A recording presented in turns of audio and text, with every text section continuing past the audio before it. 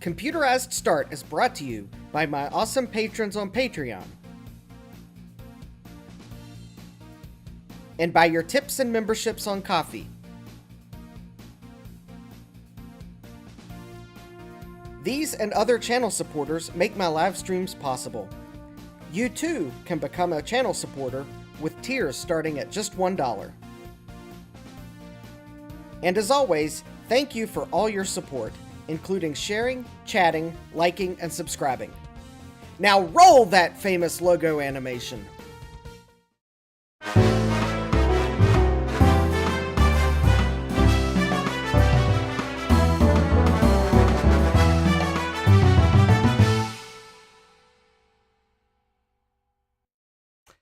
Good evening and welcome back to Computerized Start Live!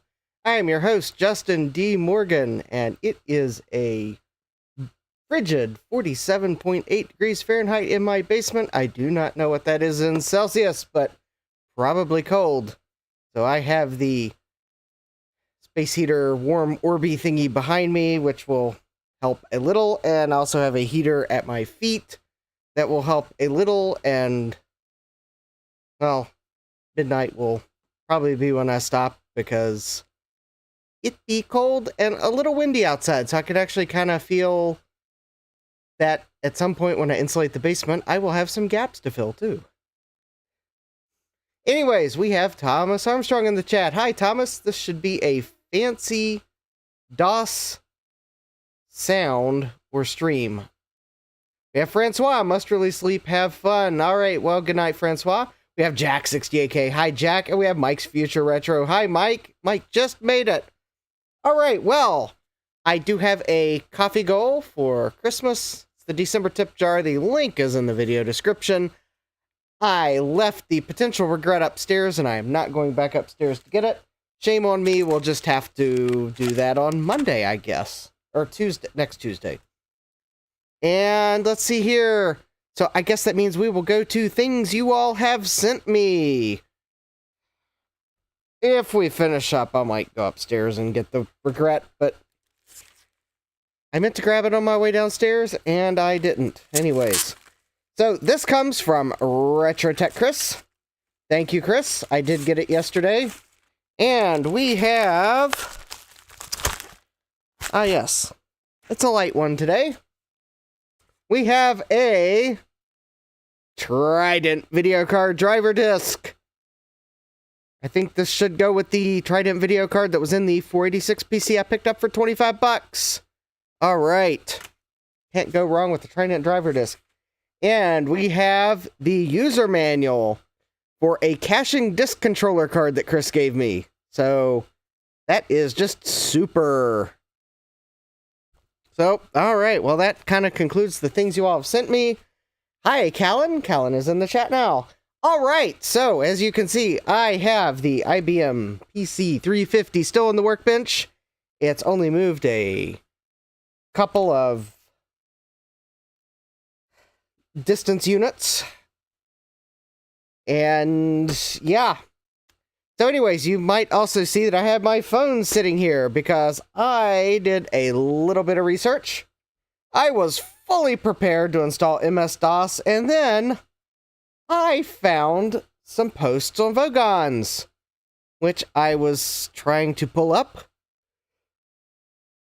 during the pre-roll, but, well, when you need to pull up links from Vogons, the pre-roll can sometimes be really short. So, let's see here. Oh, how about... I think I see why my search is not finding the posts I was looking for.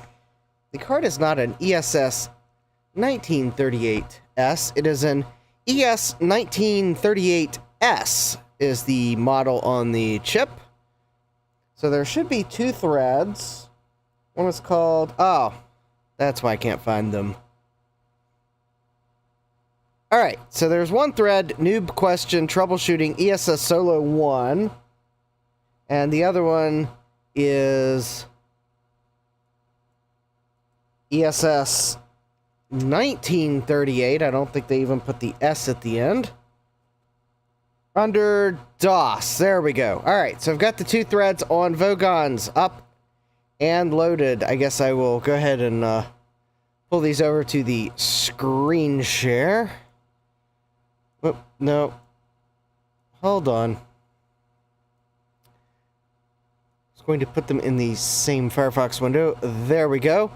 Alright, so now I can screen share these. Alright. So the first post we have, ESS 1938 under DOS.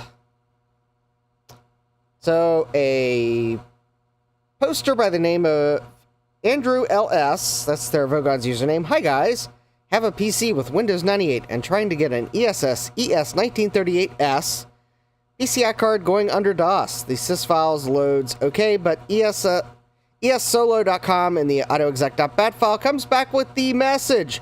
Please use Windows Software Applet to enable Sound Blaster, MPU 401, and Game Port for real/Windows DOS. Wow. Alright, that kind of, that kind of looks a bit small. Anyways, that's the error message I was seeing. Let me zoom in on this so at least, there we go, 150%. There you go. Now you can see the post and all its clarity. Alright. So, let's see here. Of course, there we go. You need to reload the appropriate drivers, blah, blah, blah. Of course, yep. Alright. Another user, a member named CDE. Sorry to wake up an old thread. Wow, okay, that was 7 years later. Alright. But after getting an ESS Solo-1 from eBay and installing it, now you see why I like this thread. Initially, I couldn't manage to get it to work under DOS and Windows 98 SE using the drivers provided on Phil's Computer Lab website. Wow, that's where I got the drivers from. Blah, da, da, da, da, da, da, da, da. The first issue was under DOS. You get that error. And then you get the error, cannot find the audio drive. After some digging, this was caused by the lack of the ESSolo.ini, a 16-byte file that could be otherwise found here, and there is a file attached to the thread. Alright. So I will go ahead and let's download that. Alright. I'll get to that in a moment. Note that Phil's DOS driver includes a file named ESSCFG.ini that I found unneeded, contrary to ESSolo.ini. Blah, blah, blah, blah, blah, blah, blah. Alright. Anyways, it goes on to say, first one works fine. Blah, blah, blah, blah, blah, blah, blah, blah, blah. So it goes on.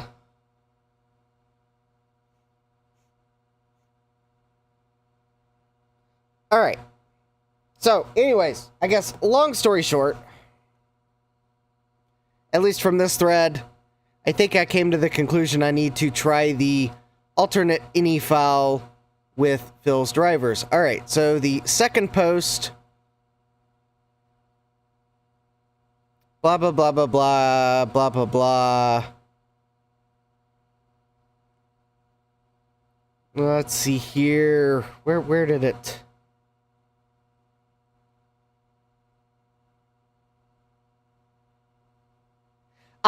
Also, I think I like this thread because it was explaining the various modes that this driver can use. Thomas Armstrong says you need more drivers as it gets closer to Christmas. Yeah. Alright, so apparently this sound card can use several different modes for getting the card to work in DOS. And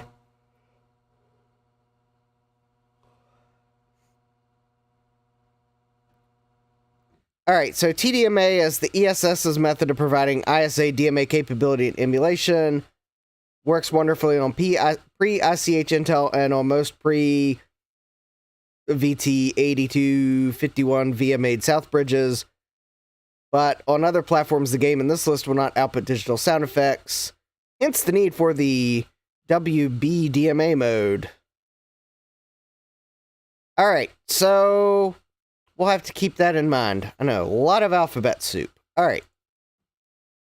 So that being said, I think to get this to work under DOS, we might not have to reinstall DOS.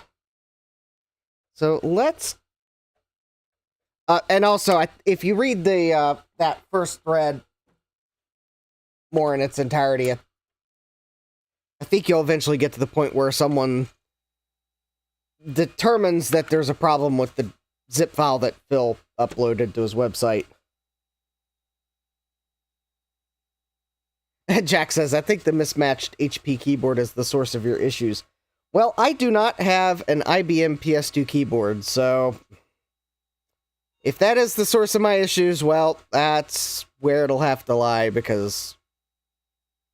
Alright, so as we can see, I still cannot find the audio drive, and if we look, I do have that ESS cfg.ini file.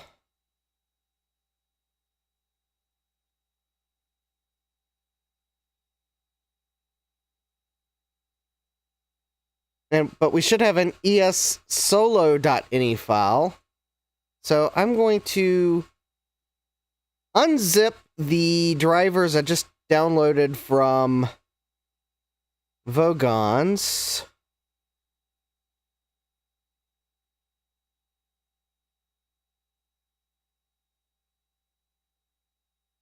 Ah, aha. That looks more promising. Alright, so I'm going to go ahead and extract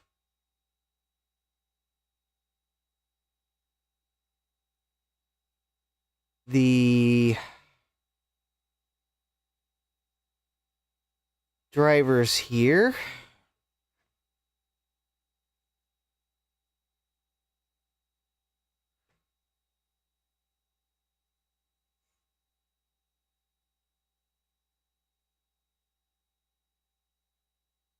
Okay, so I now have the drivers from the from Vogons.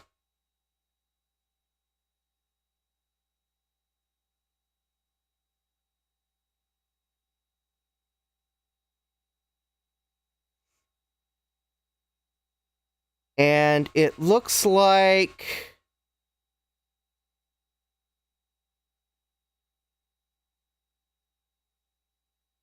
Okay, well, we'll give this a try. So I need to get these onto the IBM. So let me put the USB drive in that goes to my flash floppy.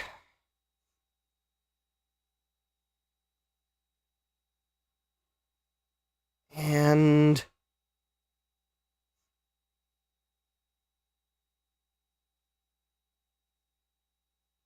let's open the disk image I created. And I'm going to inject a folder.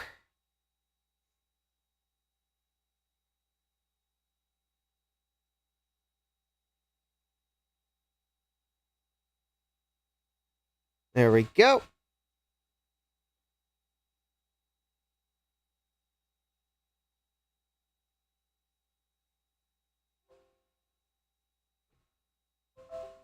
All right.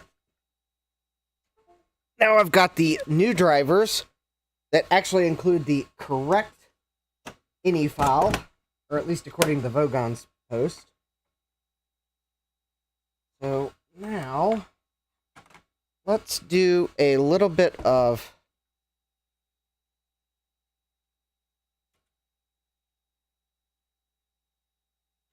so it said to unzip it in the root, but I am not going to do that because that's just messy. All right, let's see here.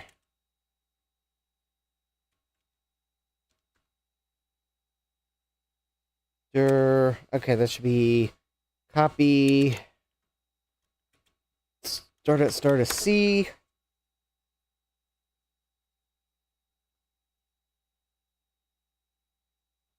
Alright, so now let's go to C. Let's CD dot dot.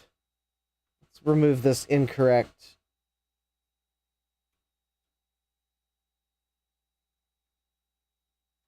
Any file. There we go. It's gone. CD ES 19.8. Copy. Should be ES Solo.ini. Actually, to help me with this process, let me just open up the files here. All right, so we'll copy that to C drive. There we go. All right, so now let's go to the root. We're going to edit config.sys. And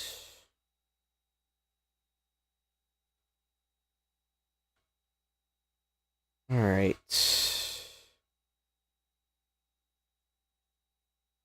Oh, wow, that's a lot of files in their example config.sys. No, we are not doing all of that. That is crazy.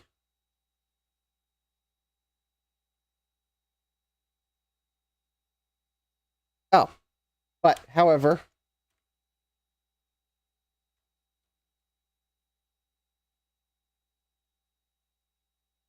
looks like we need to load the same sys file. All right, so we'll save that. And let's go ahead and open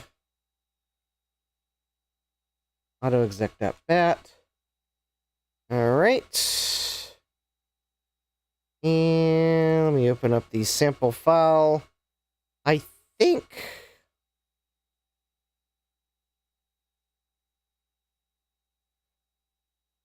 all I really need to do,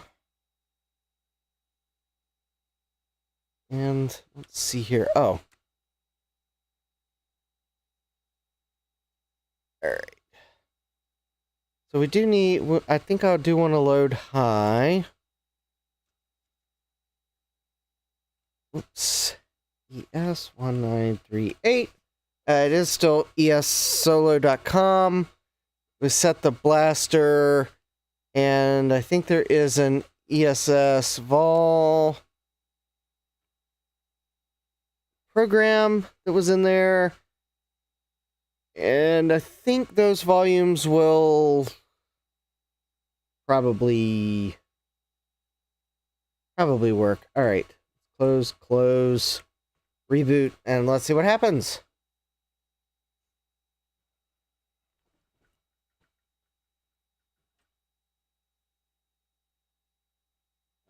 Probably would help to pull the non-bootable floppy out of the drive, even if it is virtual. All right.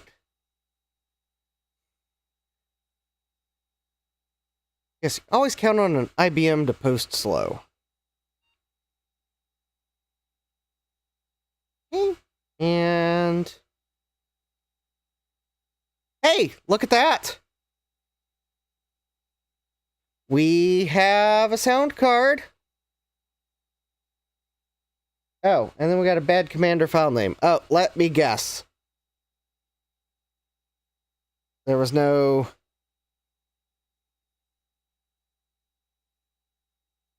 Oh, there was no ESS volume command. All right. I'll fix that later.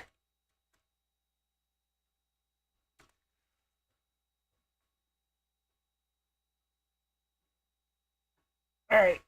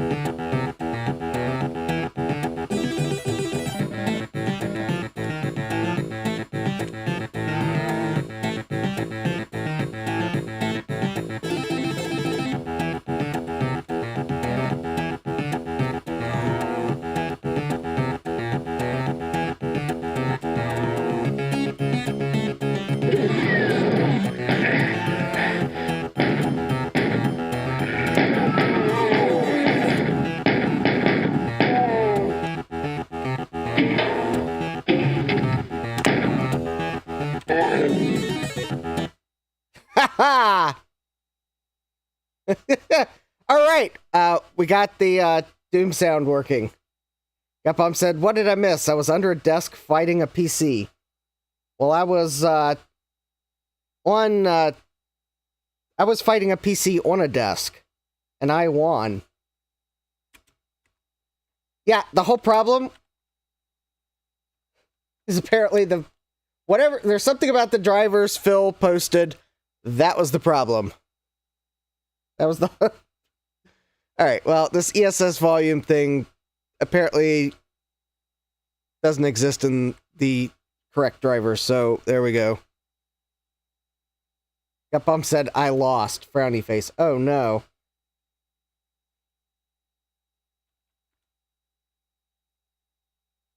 Well, yeah, so I didn't have to reinstall DOS after all. Yay, that's a win. And it works in DOS.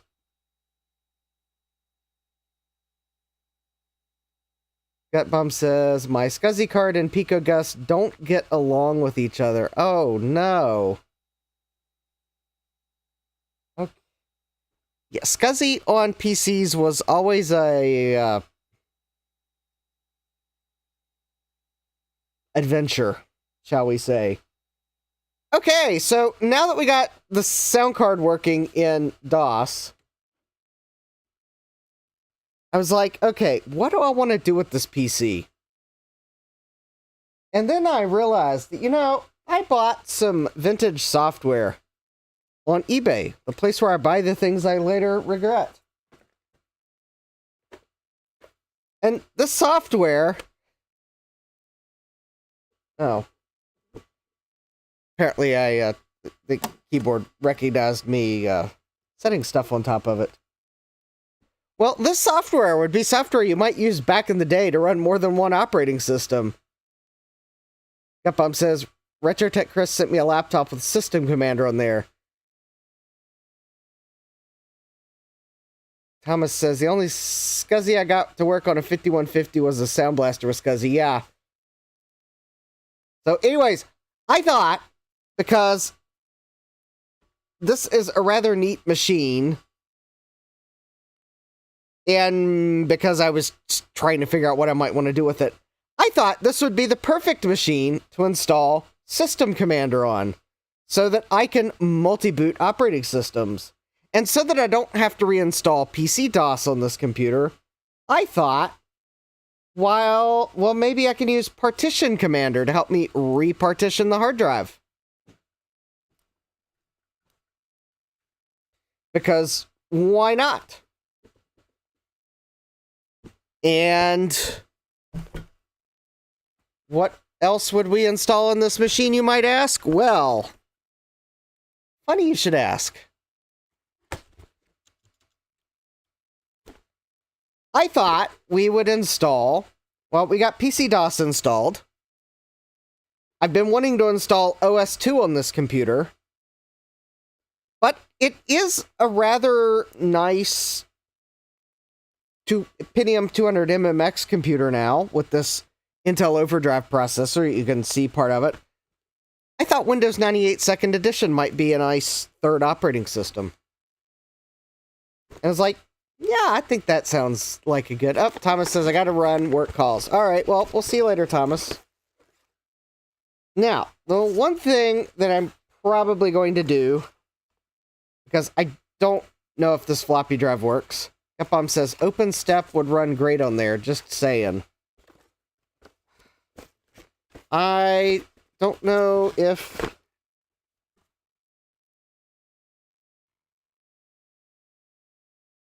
OpenStep doesn't appear to be on the list of supported operating systems by System Commander. And besides, I get to pick like 3, maybe 4 operating systems. And besides, this is DOScember, so...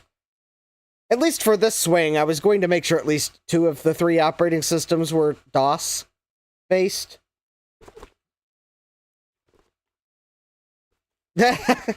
Yeah.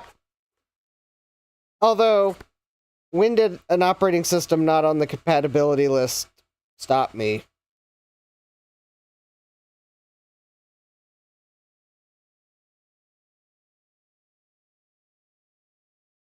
Yeah, this version of System Commander doesn't seem to support OpenStep. Because the thing is, unlike with a GPT partition table where I can have lots and lots and lots of partitions, you're limited to like 4 primary and 4 extended partitions? Or is it 3 primary and 4 extended? Actually, I think it might be 3 primary and 4 extended, because I think to set up extended partitions, I think that takes one of your primary partition entries. And a lot of operating systems don't want to be in an extended partition, so practically you're limited to 4 operating systems. 3 if one of those operating systems really needs 2 partitions. Because usually in that case, its second partition can be an extended partition. Yeah, GPT is nice, because I think that's a much higher limit of allowed partitions. There might be Gut Bomb, but I wasn't going to push it tonight. Besides, I've got 2 hours to install operating systems, so I could be persuaded at some other point to install more operating systems. Oh, Gut Bomb says, oh, I didn't mean for tonight. Yeah, for tonight. So this is like a limit for tonight. I want to keep tonight sane.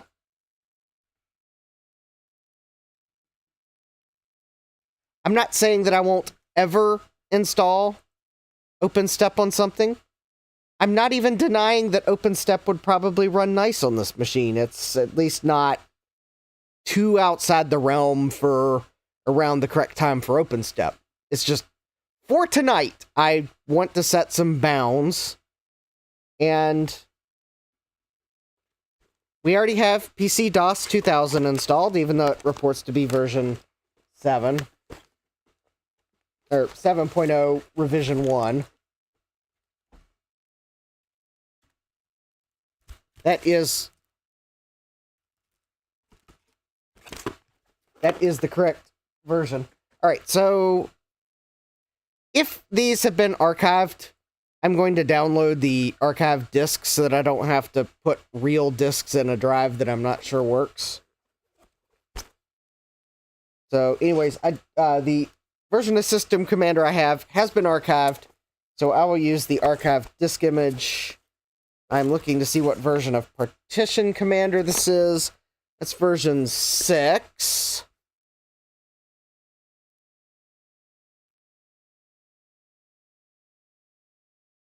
Oh, wait, I got a 60-day money-back guarantee on this version 6 of Partition Commander. I better try it tonight in case I need to get a refund. Ha ha ha. Alright. Let's see. It is version 6.04. Which actually is probably good that I checked to make sure there's archived disks, because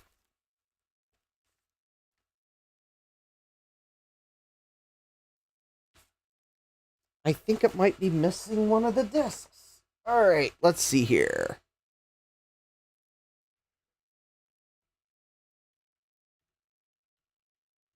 Because it's got a CD in it, and then it has a floppy marked Disk 2, and then it's got a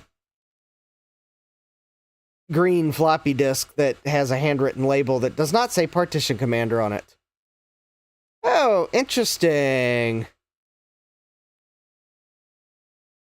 WinWorld PC only has Partition Commander 1 archived. Huh. Alright, well, I guess we're going to, Hi, Sea Turtle, welcome. No, this is actually a real IBM with an HP keyboard, because I don't have a IBM keyboard. I'm sure internally the system's trying to figure out where it's going to plot its revenge.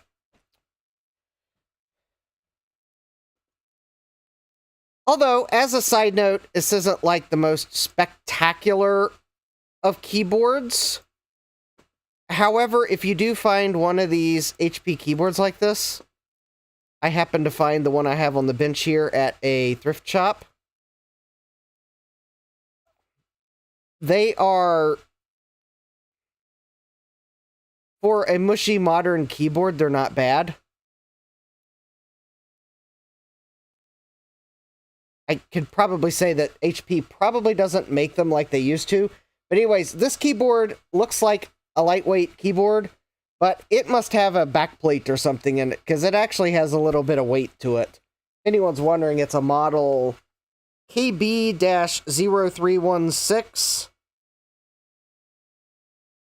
And I think I paid like $5 for it at a thrift shop, which is normally more than I would pay for a keyboard, except that this one had some heft to it, so I realized it was probably a higher quality than whatever Dell's shipping with their current computers. If anyone's used a Optiplex computer, you probably know what I'm talking about. I could probably throw one of those keyboards very far because there's hardly anything to them. But this keyboard's actually for a mass-produced, probably El Cheapo membrane keyboard. It actually has a... Yeah, as Sea Turtle's putting it, it's a joyous bubble dome experience. Yeah, it's actually okay to type on. I would pick this one over many modern bundled keyboards any days, because it's not a bad keyboard. And for, if you happen to pick one up for like $5 at a thrift shop, yeah, probably totally worth the $5 if it's, especially if it's got all the keycaps and it's in decently clean shape. I'd say it's definitely worth $5. Yeah, Gutbum says, I have one of those. It's a decent keyboard for... Oh, he deleted his comment. I have a feeling he was about to say it's a decent keyboard for the price. Okay. Or YouTube's playing tricks with the chat. Jack says, I used to have that keyboard at work. Yeah. I mean, for... Or the Prince. Well, depending on which prince you're talking about giving that keyboard to it, I think King Charles might be totally on board with that. Ba-doom.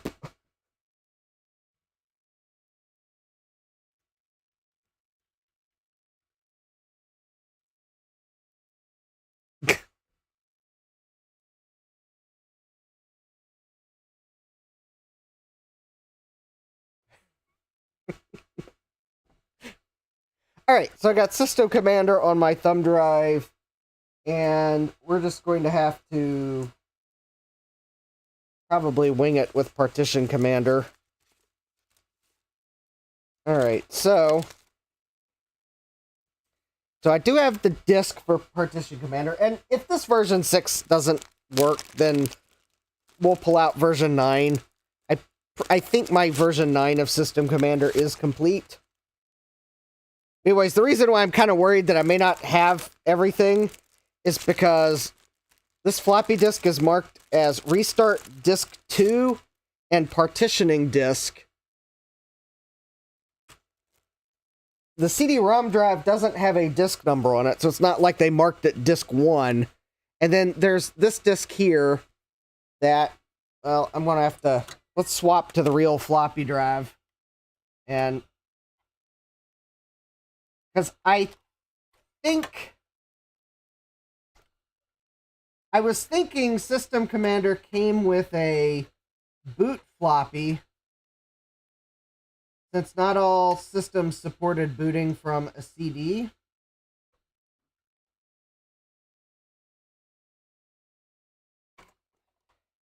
But anyways, what we'll do here is...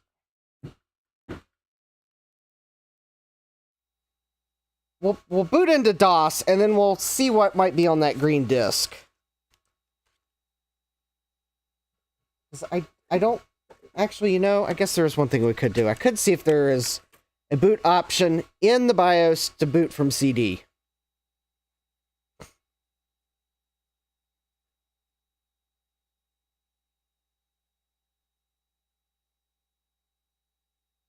Yeah, 3.5s. Very nice. Okay. So there's the system specs, other than I think it's getting the processor speed from the motherboard jumper settings. Since this is an overdrive processor, the multiplier is ignored. So it was originally 100 megahertz, so it's now at 200 megahertz. All right, let's see here. I think IDE drive setup. Yeah, that was just the setup. Start options. Oh, here we go. Let's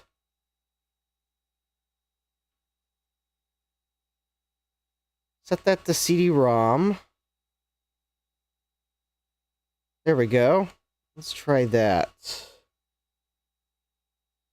And let's see here. Save settings. Exit setup. And I'll put the CD in. And let's see if this CD may be bootable. I wasn't quite sure if the system was new enough to have CD boot support or not.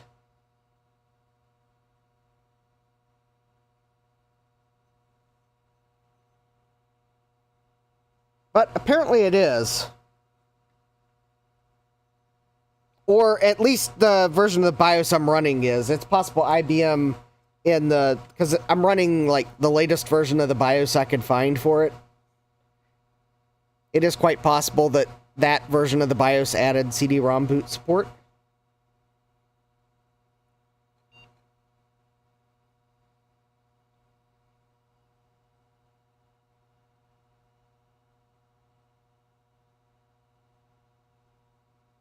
Well...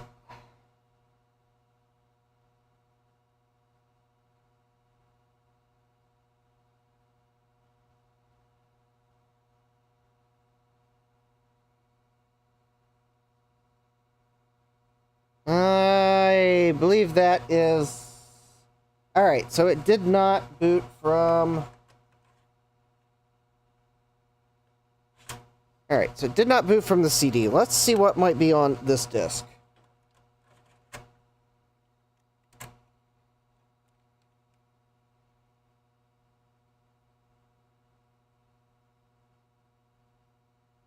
General failure reading drive A. Well, that's...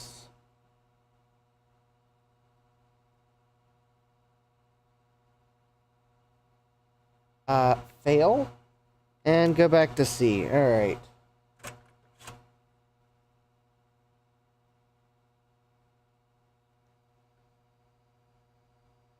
Well, I guess we can see if it boots from that floppy.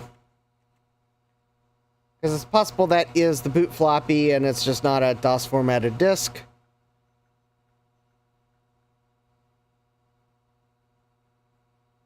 Could also be an unreadable disk.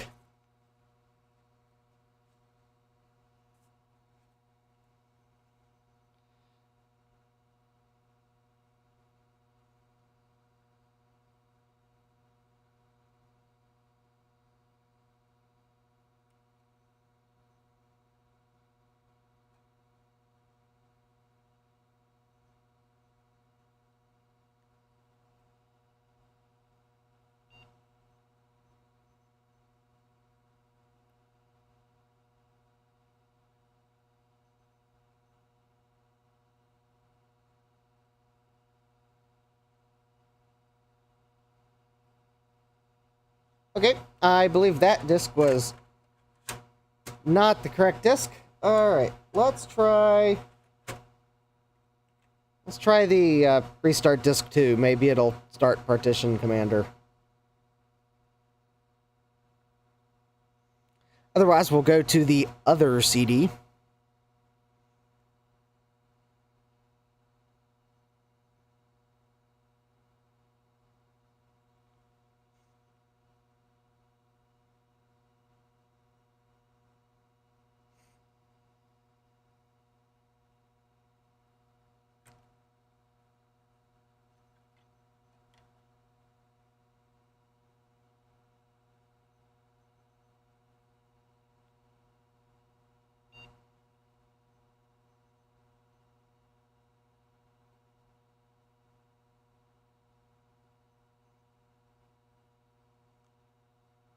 Ooh.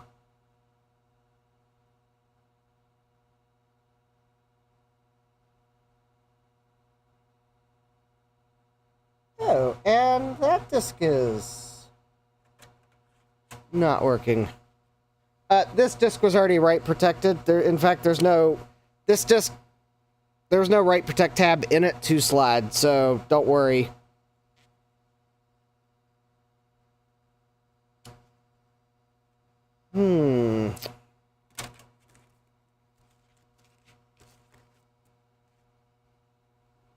Well.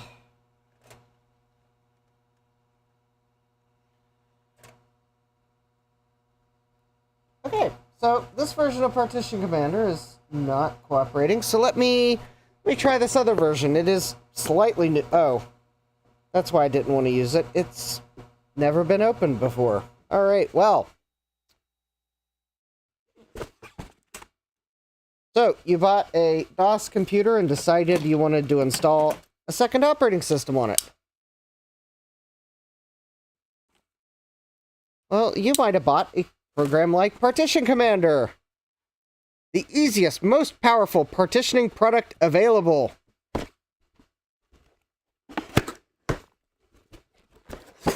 Until pretty much, I think, Linux distributions gain the ability to be able to resize things for you, because I think that became a thing. All right, so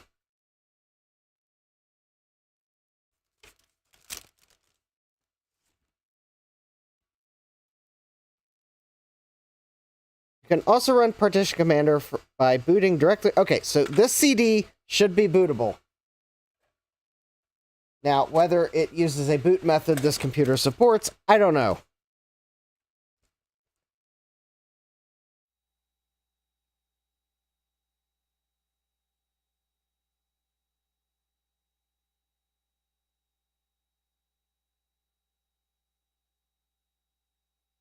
And if this doesn't work, I'll try to find an old copy of... See if I got... My backup plan would be run Partition Commander. But I don't know if I have a version of it old enough that I could burn it to a CD. Oh, there we go. There we go.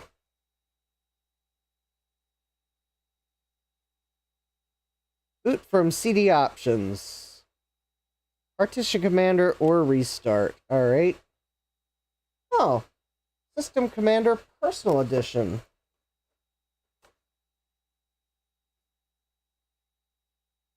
Oh, you know, we could probably just totally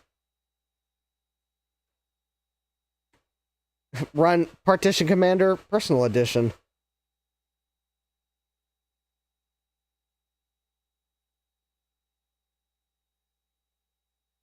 Ooh, you know it's quality software when it draws its logo from the bottom to the top. Nope, this is a CD. And look at that progress bar.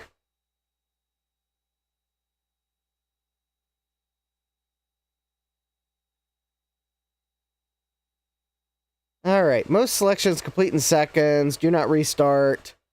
Having a good backup is recommended. I don't have a mouse plugged in. Hopefully I won't regret that. Alright.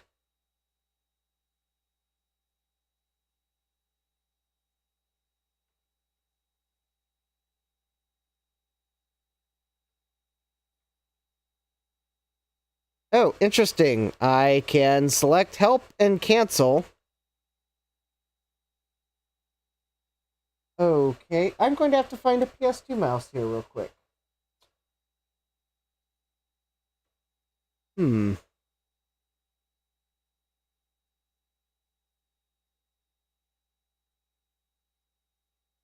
Yes, it definitely looks like Windows XP. Oh. Oh, well. That's weird. Okay. Alright, so I want to select disk 0. Yeah, it's a Windows... Yeah, Windows XP as Gutbomb put it. Okay, so let's do Alt-R for resize. And I think I want to make it a 504 megabyte partition.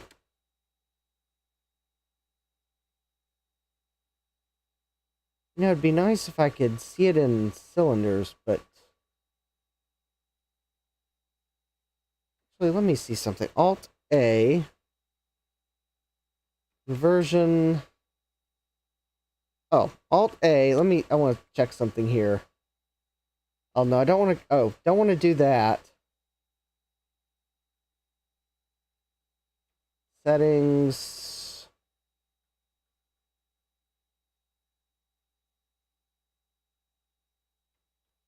Hold on, I just want to double check something here. Explorer? Oh. View. Tools. What does optimize do?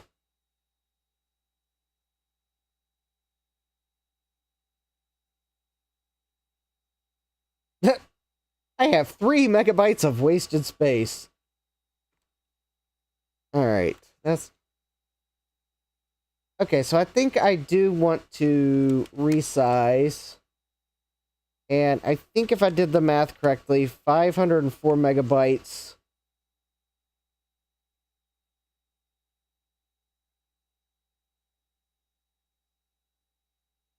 And there we go.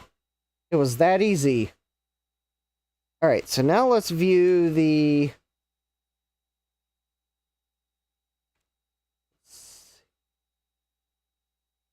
Oh, there we go. That's good. Alright. Now, I did want to...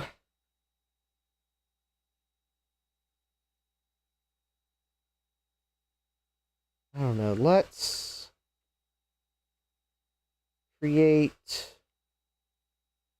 Alright, so I wanted to create the primary partition. 504. Go ahead and create that for OS2. Custom partition type. And I think it was HPFS.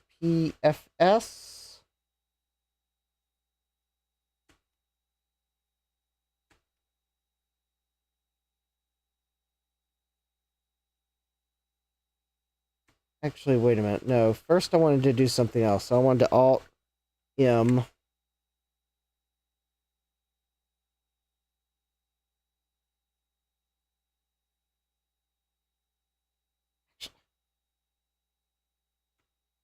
Hold on. No, it was something about OS2 that I remember the OS2 documentation said that it needed to be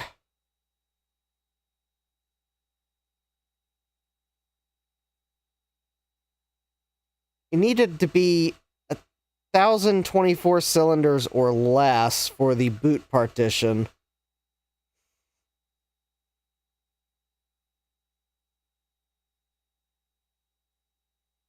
For the, yeah.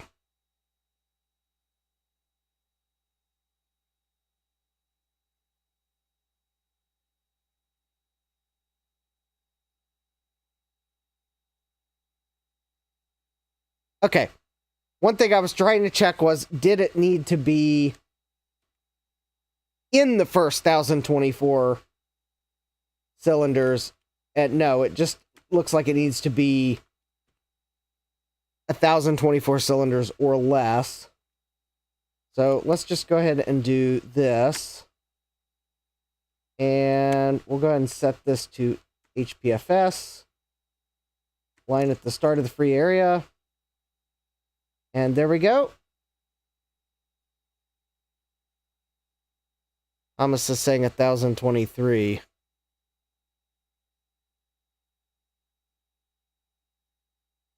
Well, actually, the problem is, Thomas, we need swap.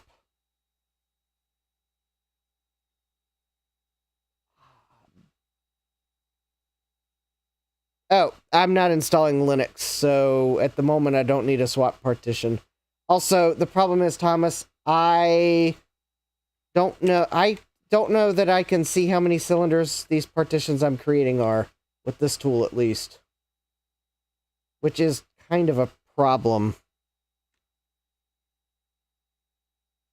I think 504 megabytes is...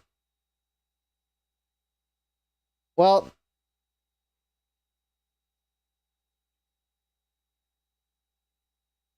Yeah, I know. The old days you used cylinders, but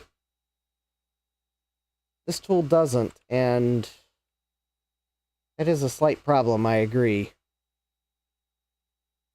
Convert...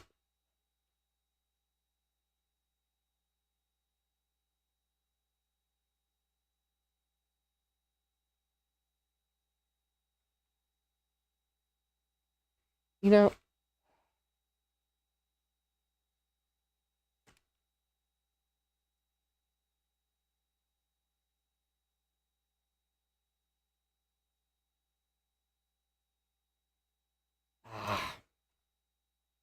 Okay, well, we'll just have to hope that we're good. Alright, so I want a primary... This one's going to be full. This will be for Windows 98 SE. And for this one, FAT32. Yep, that is totally fine.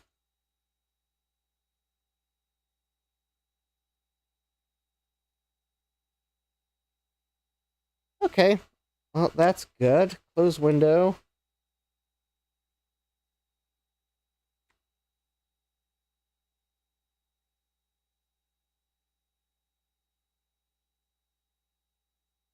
Oh, that's not what I...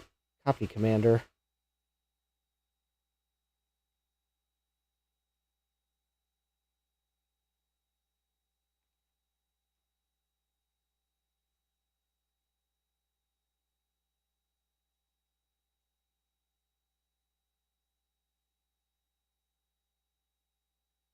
Alright, one last thing I want to do here is, after we wait for this to finish,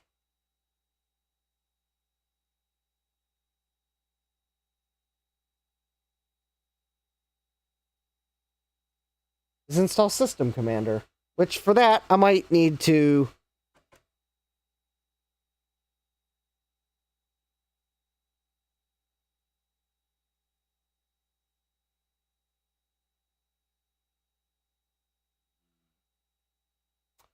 We're waiting on it.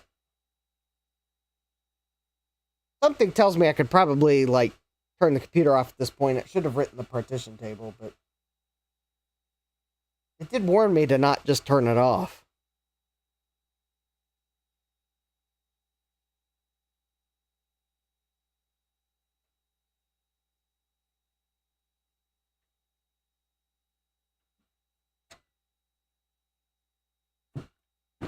A warning which I am going to not heed because I don't think it was shutting down.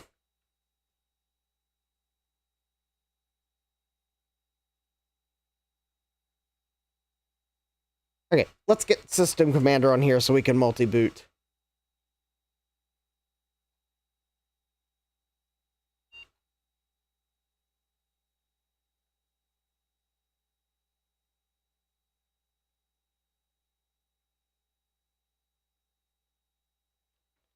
Let's enable System Commander.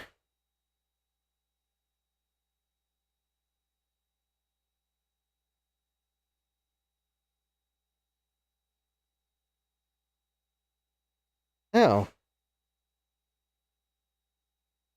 That's weird.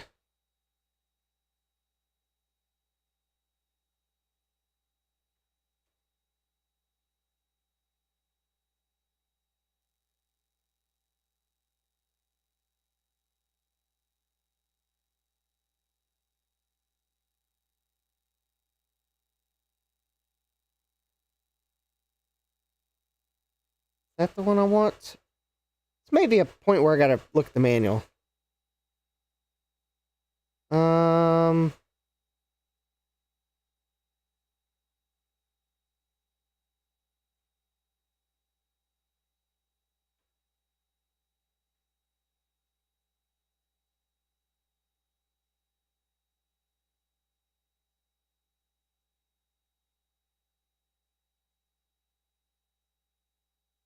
Hold on.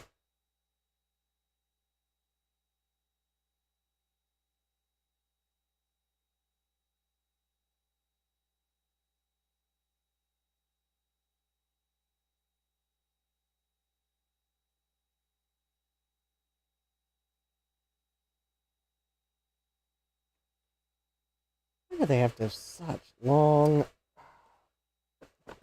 Alright, let me go to the manual here real quick. I sure thought I could install System Commander.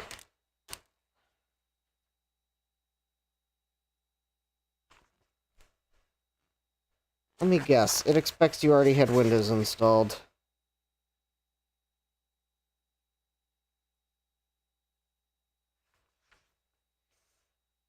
Oh, you're supposed to install it from Windows. Oh, that's convenient.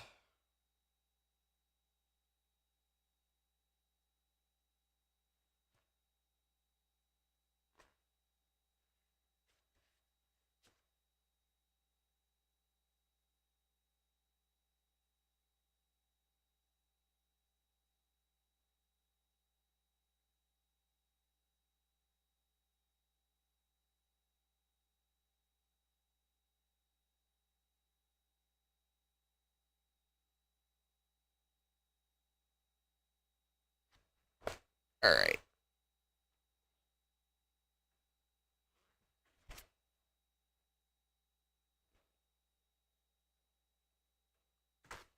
I'm thinking I might just install the version of...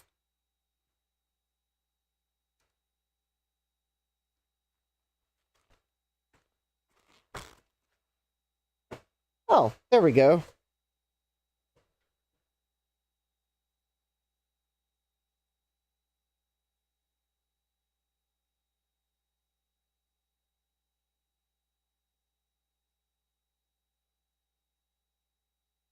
Oh, there we go. Okay.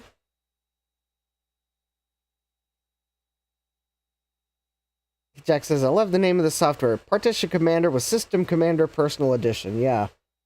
Okay, so it does look like my partitions are under the limits because my DOS partition, well, it doesn't matter. The one I created for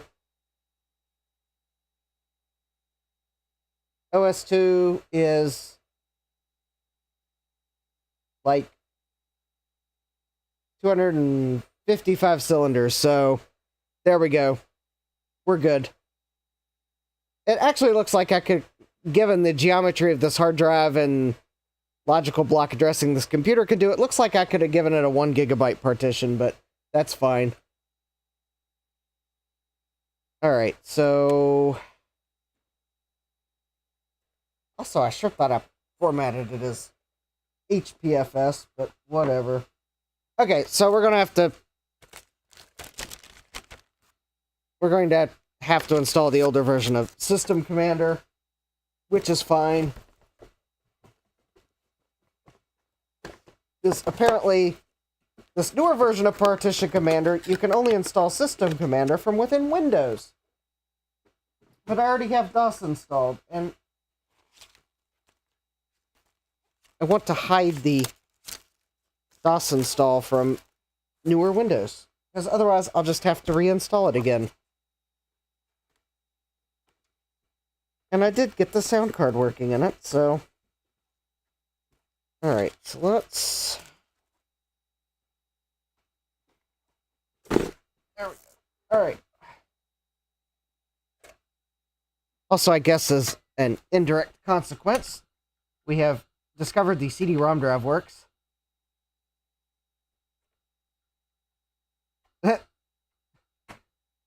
Retro Tech Chris says, hi, Chris.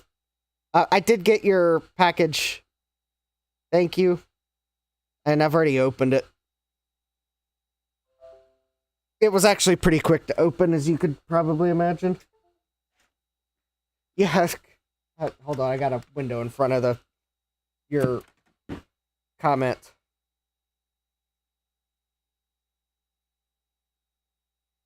There we go. So Chris says, when I installed OS2 the other day, a former Windows division head at Microsoft said to me, you just doubled the number of people who have ever installed it. Funny. Well, I'm going to install OS2 as well, so... Non-system disk or disk error. Oh. Let me guess.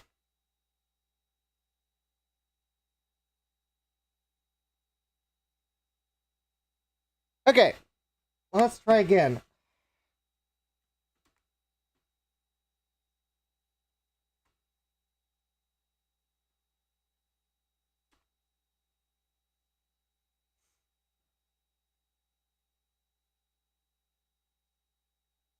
Chris says, OS2 is so freaking picky to install.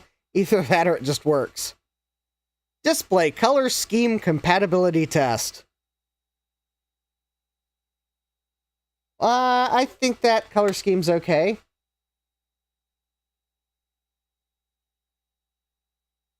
Alright, that's totally fine. Yep. My name.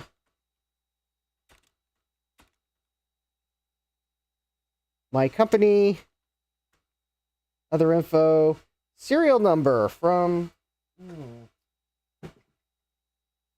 Alright, well, let's see here.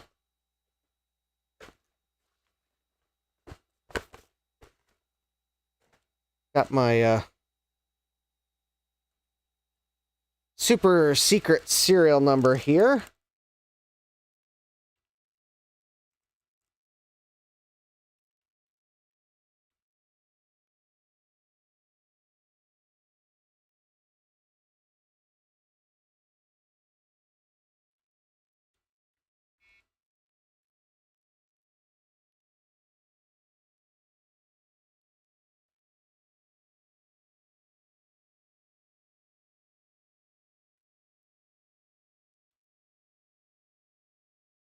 Okay, it didn't like my serial number. Despite the fact that it's printed on the diskette. Da, da, da, da, da. Da, da. Da.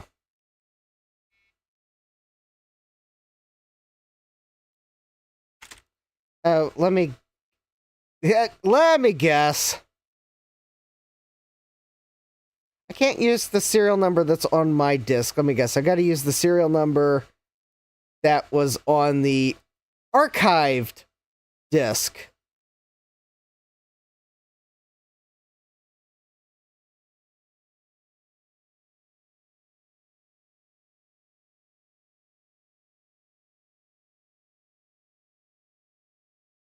Which would be very difficult to do because...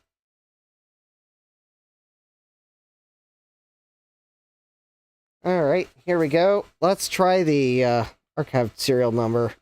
Well, I guess... Alright. Oh, looks like my face would have covered it anyways. Oh.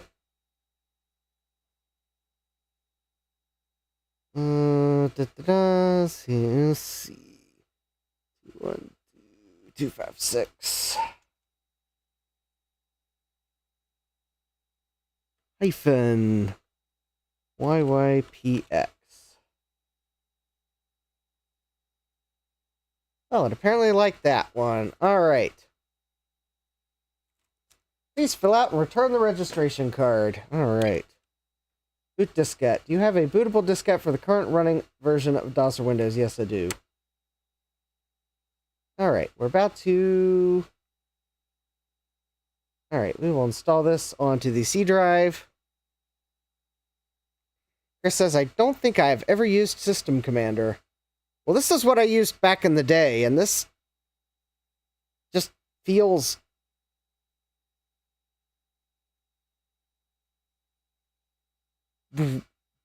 vintage.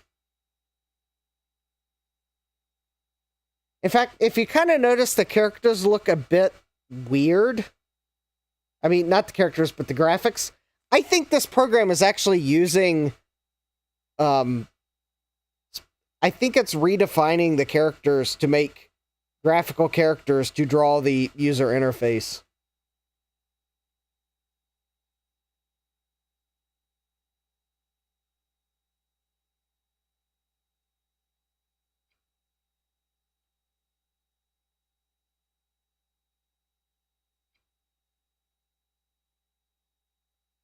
Am I using... Nope, not using disk compression.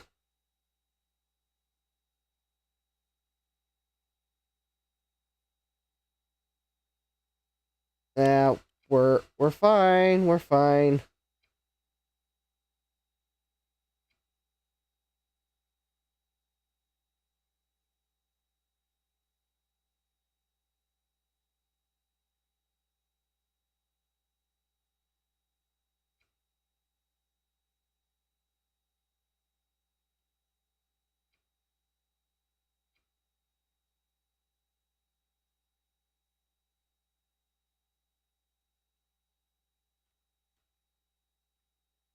Oh, there we go. OS2 installation notes. We'll need to know this.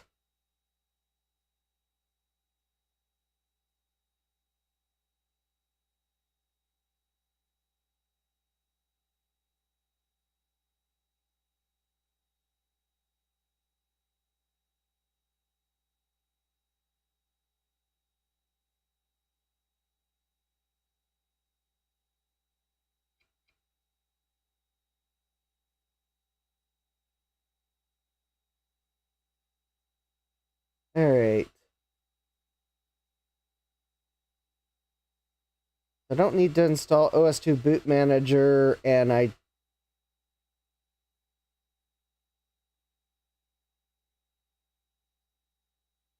don't want to format the drive. Okay, that's very good.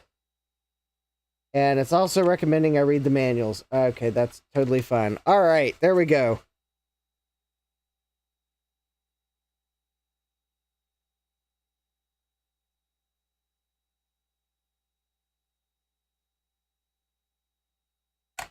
And here we go.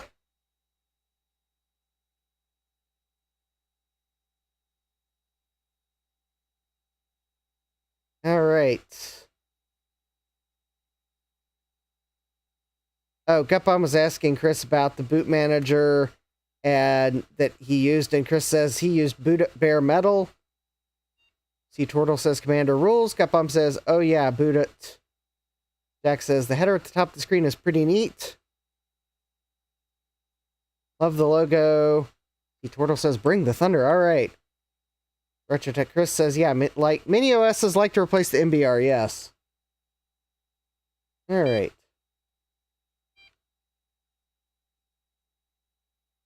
Oh, press escape to continue. Alright.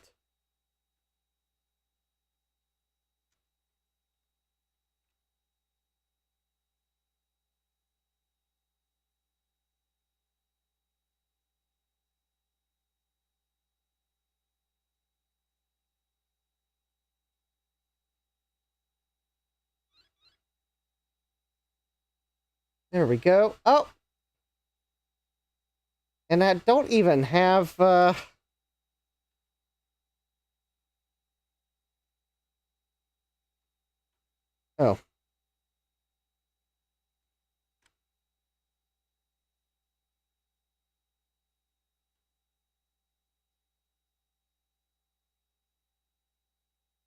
There we go. We have successfully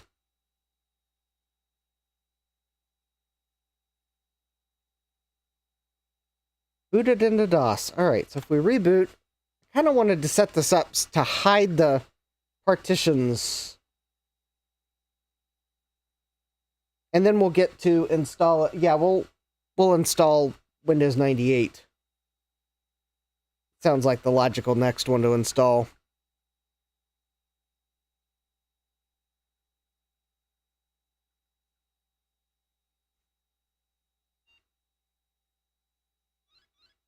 Okay, so let's see here. So Alt-S.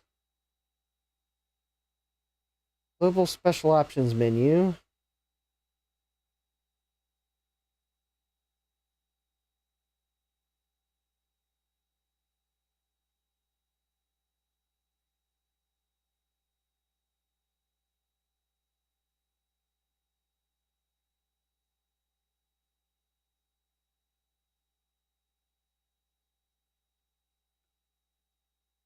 Oh, no. Let's see here. Local Special Options menu.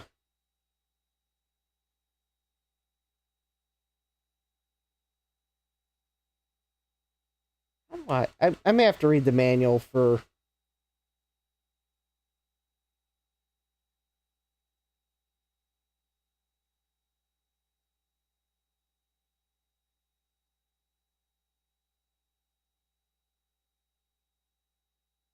Okay.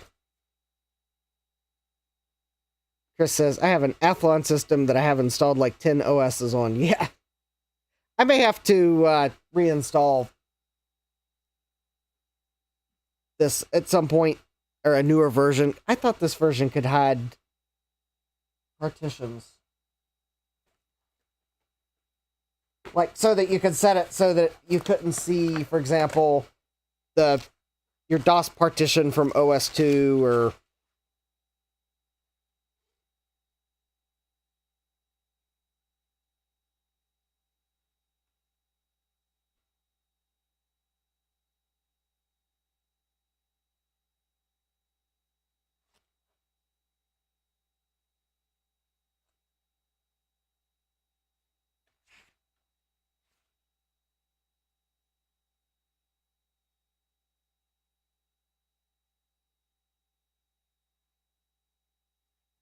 Okay.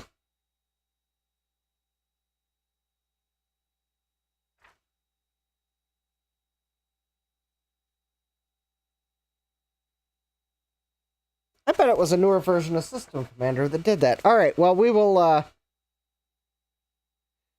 Stephen Anderson. Hi, Stephen. So this will play the 1992 version of Alone in the Dark game. Well, I guess it could. All right, let's...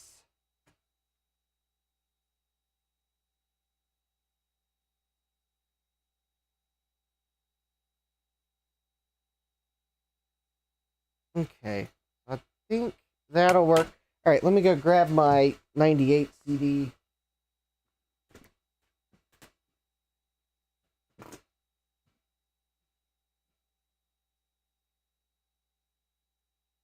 That's not the one I wanted. That's a 98 upgrade.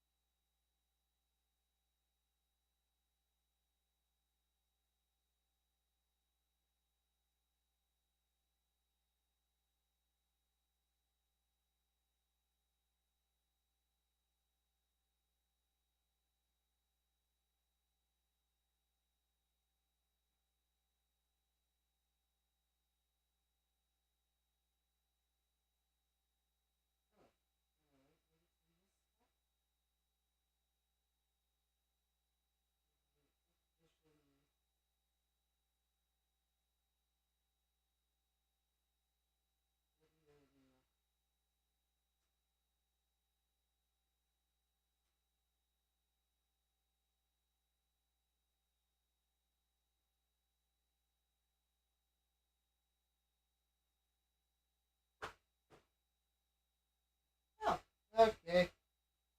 Oh, please, I'm trying to figure out what I did with my Windows 98 CD. It is apparently not where I thought it was.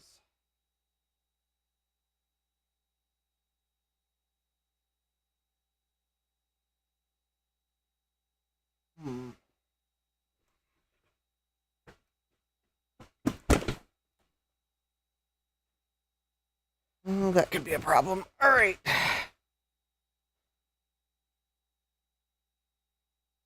I have the 92 version of the game, but my system is a little overkill for it. I have an R7 5800 X3D and 32 gigs of CL14 RAM and a 7800 XT. Yeah, that does sound like a bit It's just a bit more than the system requirements for that game. In fact, I think your computer could probably solve the game for you with that much power.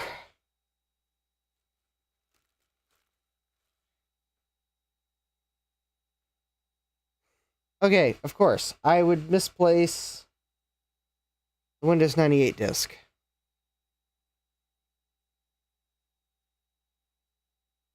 Because I found Windows 98 first editions, but I want second edition because I just want all the updates up front.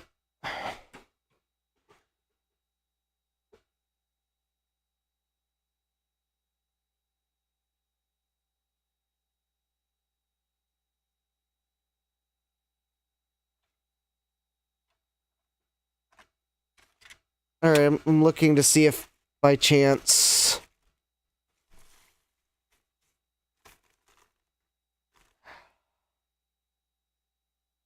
where's my Ziff Davis book benchmark disk? That.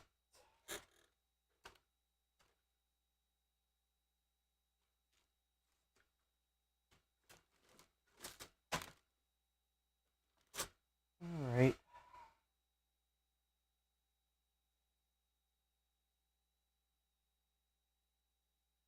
Steven Anderson says, I always want to learn on DOS. I am 64 and back then computers cost as much as I made in a year. Yikes. Yeah.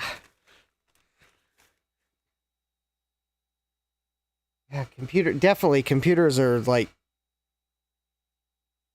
way more affordable now. Even a low-end computer can do oodles.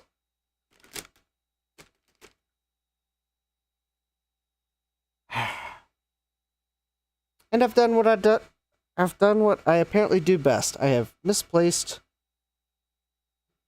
my Windows 98 CD. I thought it was, I have a pile of CDs I keep on the corner of this bench, and I thought my Windows 98 second edition disc was in that pile because I saw several other discs in the pile that I usually keep with it, and no, of course not. That disc is not in that pile, actually. Which means I've set it somewhere else.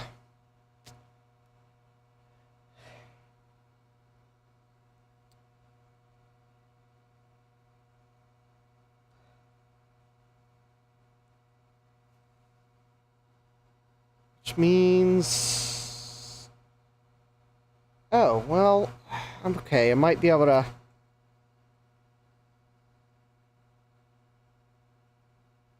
Hi, Jesse. We got I8386SX in the chat. Ah, Steve's stream just finished. Great. Alright, let me see if I can't... Oh, I don't have a burner in this computer. I was gonna say, let me just create a backup disk of Windows 98.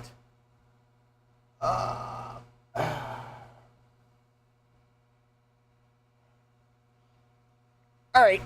Hey, Sad Mac, welcome. And... where did I put the Windows 98 disk?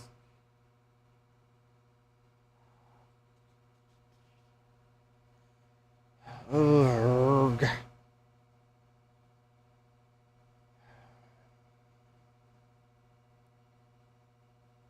Trying to think of what I used Windows 98 with last time. Hey, Dave! We have Dave's Vintage Apple Tech here. Yes, this software is amazing. It would be more amazing if I could find my Windows disk. Alright. Let me take another look for it. Yes, that's something.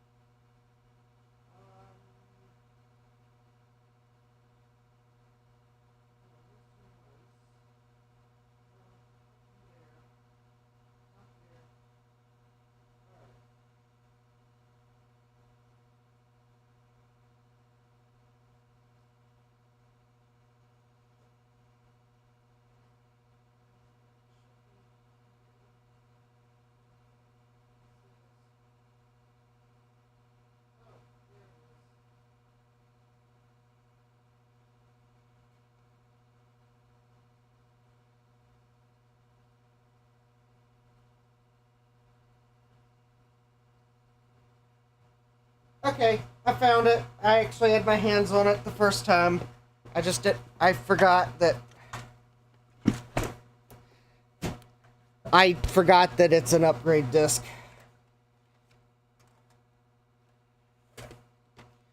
Alright.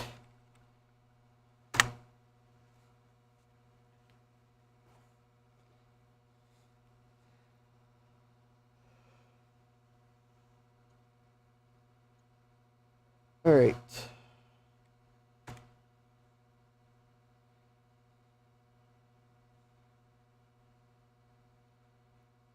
There we go.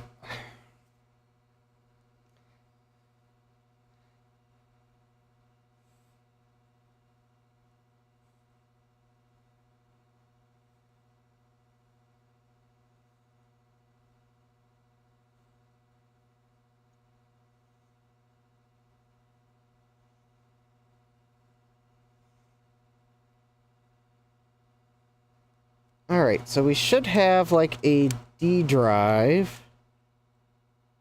There we go. Alright. And then we're going to go to, I think it was E.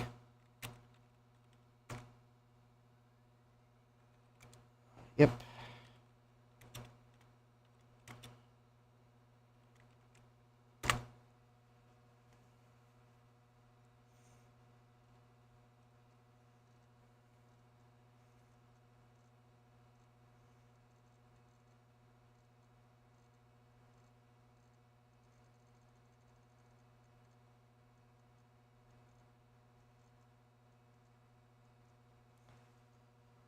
So I'm copying the installer to the hard drive to speed it up just a little bit.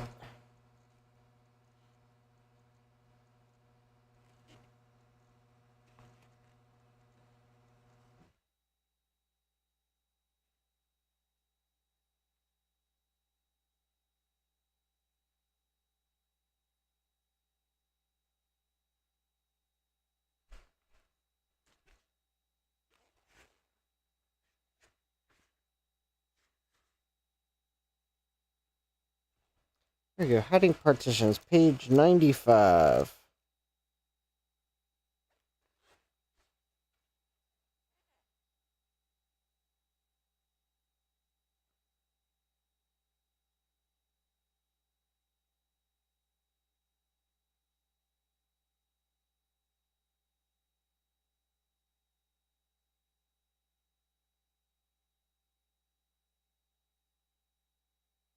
Excellent. Okay. I've figured out how to do it. So let's do this here.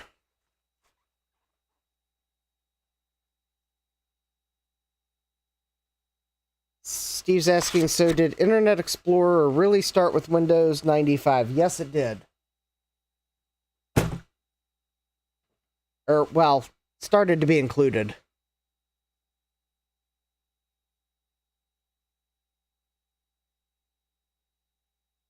Well, no, that's a good question.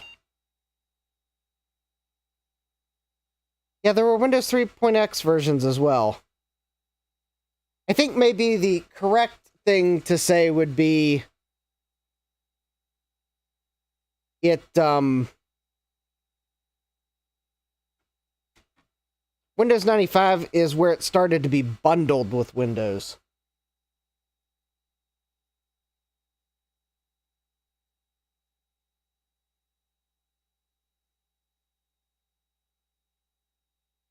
Yapom says Internet Explorer 1 came out in August of 95.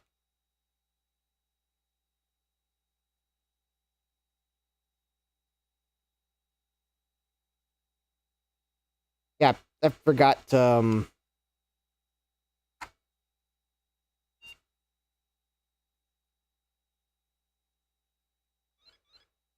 right, so let's see here. So PC DOS, don't really need to hide anything.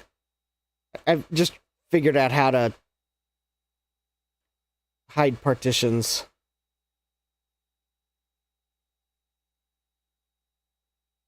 Oh, excellent. Okay, That's good. So for OS2, that's set up correctly. And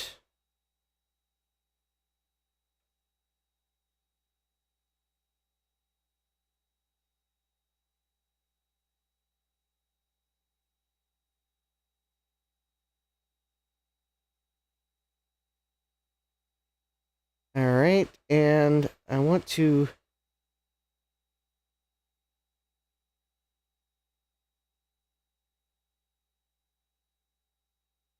whoops. Yeah. There we go. So yeah, I wanted to set it up so that PC-DOS, well, it's not going to be able to read the other two partitions anyways. So OS2, I don't really want it to see the FAT partition because it would be able to read that. Because I don't want it to meddle with the FAT partition. And then Windows 98, I didn't want it to see the FAT partition because I don't want it meddling with that. So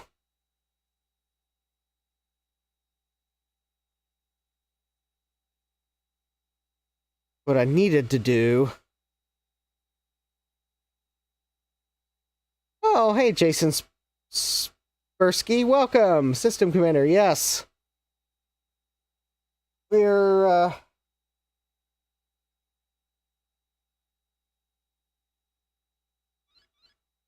right, there we go. So set up, local special options menu.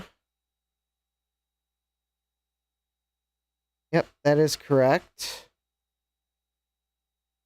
Oh, let's go ahead and set this up.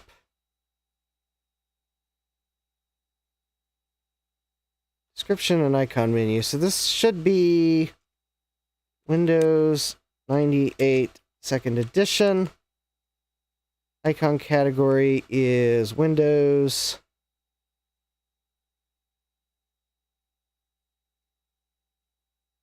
And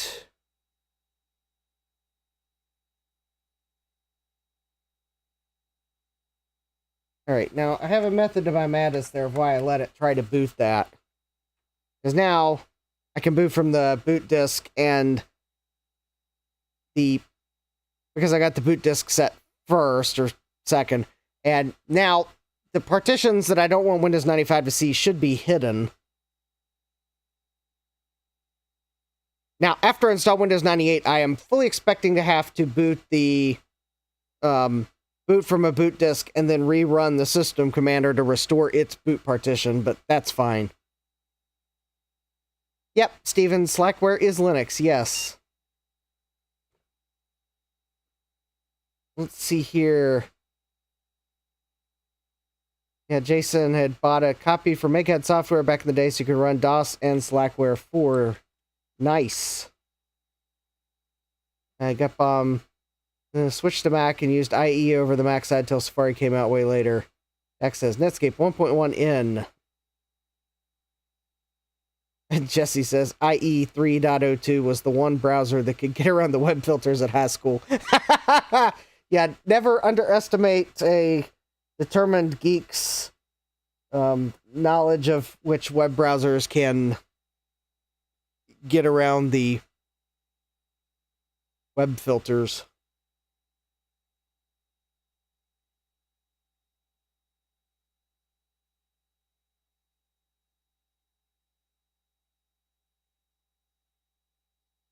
All right, so C should be the C drive now. Yep. Joe was here. He could give me the magic setup parameters that basically skip just about everything.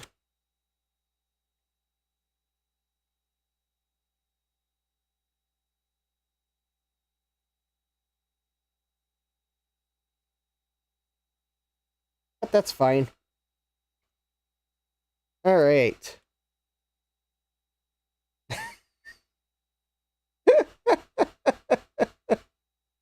Jason says, fun fact, I was the reason why our school locked down our computer lab in 91, and that was just using BBSs. Oh, yeah. Yeah.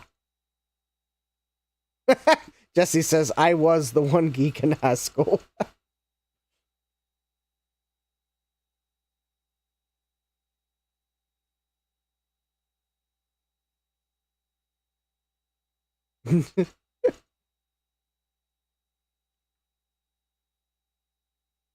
All right, so now it wants my Windows product key, which I've got to keep some secrets. So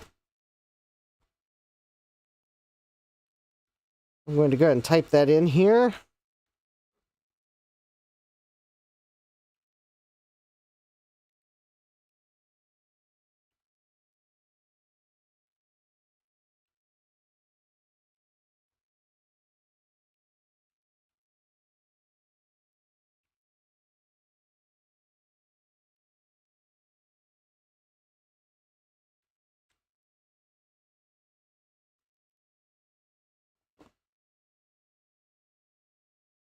All right, now it wants me to, because it's an upgrade. And if anyone's wondering, I actually was typing I really was typing a product key in from the CD, the thing. So I really did type in a real CD key.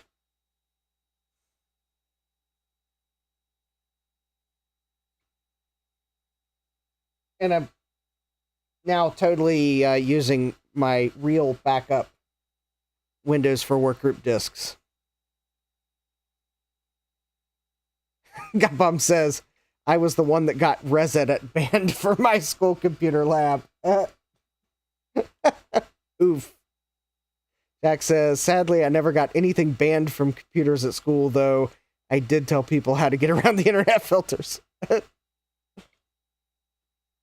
I made the misfortune one day of making the comment that you could buy replacement mouse balls on the internet. That was embarrassing as a high school student. And I did not realize how embarrassing that would be until after I made the comment. And Jack says, Reset was so amazing. RetroTech Chris says, I adminned my school computer lab and the rest of the county too. Gutpub says, I changed the wristwatch mouse pointer to a hand that flips off the user. Oh. Yep, that would get Reset banned, that's for sure. All right, we are going to do a custom installation.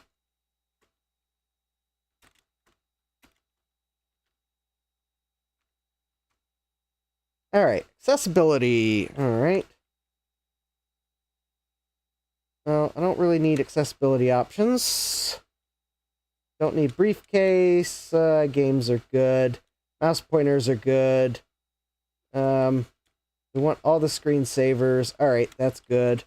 I don't think we really need address book. Yeah, I don't need Outlook Express. Don't need dial-up networking. Or that. I guess I could probably turn that off. Yeah, we want desktop themes. Yeah, we definitely don't want that. We want multimedia support. All right, that's good. We don't want online services. Let's see here. I do like character map. We don't need the drive converter or disk compression tools. And we don't need web TV for Windows. Excellent, there we go. Computer name, IBM PC 350.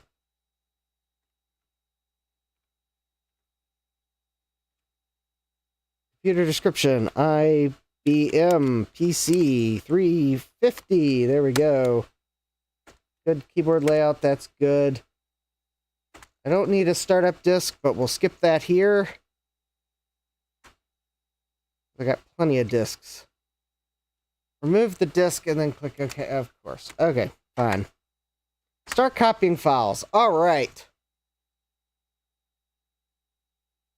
Since I'm copying from the hard drive, the estimated time remaining will probably drop pretty quickly. I hope it does not take 29 minutes. But we will get to something like 7 minutes or so, and then it's going to like slow down while it sets stuff up.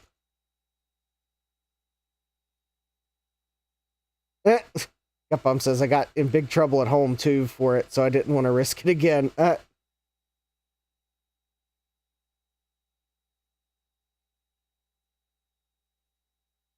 So Jack's asking, so you just changed the icon for Res Edit, right? Yeah. Jesse says, I couldn't imagine running IT for an entire county today. And Chris says, yeah, no kidding, those were different times, and I only ran it for the business education labs. Jack says, I think staffing for that is pretty lean. Retrotech Chris says, that's how I learned so much about IBM iClass. Yeah. Jack says, the thing I always despised about the Windows installer is how you had to babysit it because it periodically wants to ask you questions.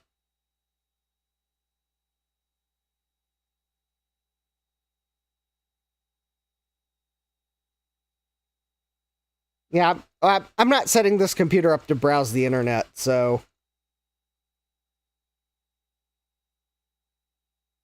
Of course, I may later set it up on a network, but I don't have a network card in it, so for now I didn't want to install any of the networking stuff. It'll make it a little quicker for setup. Jesse says, one of the northern counties only has 3 IT staff. It's a small county, though.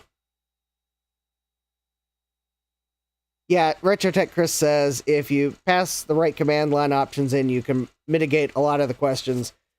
Hence my comment that if Joe was here, he would have given me the command line that basically pretty much tells it to, like,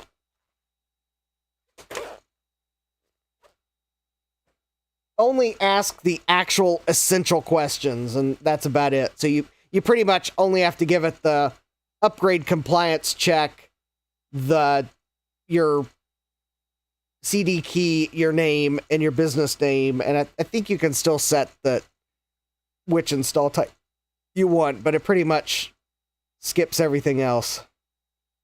Oh yeah, we'll play Doom on this. I'll put Chex Quest on it too.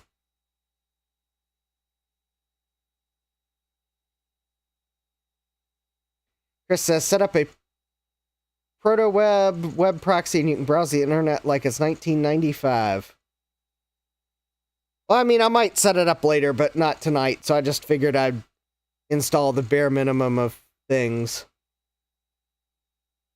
I have my I knew what you meant, not what you typed filter on, Chris, so no worries.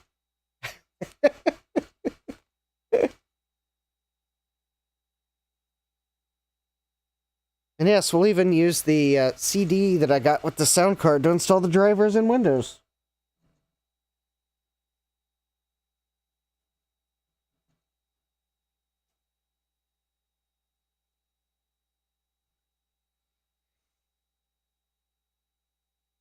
Because actually, even though this says it's the version 1 of the audio driver software for the sound card, it's like a disc from 1999, so it's actually a fairly... I think it's a fairly late version of the drivers.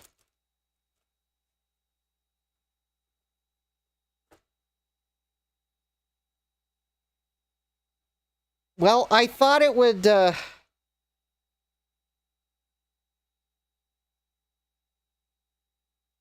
I thought the estimated time remaining would drop quicker, but maybe it'll start dropping once it actually finishes copying files. Once it realizes that it's not copying from a CD. Although, the one thing is, I did put Windows 98 on the inner tracks of the disk, since I had DOS installed first, so... I guess, in reality, if I were going to set this up from scratch, I might put Windows 98 on the drive first, since it's the largest, most bloated operating system, and that way it would load the fastest, and then I would probably put OS2 and then PC DOS. Because in reality, the things I'd be running at PC DOS aren't going to be feel near as sluggish on the inner tracks as Windows 98 might.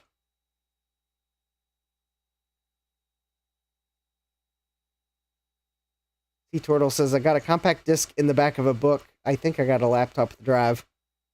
Oh yeah, I remember when you buy a computer book and the big thing was, I mean, it used to be the big thing was floppy disk included with like things from the book. Or maybe if you got really lucky, it was a book that had 2 or 3 floppy disks with it.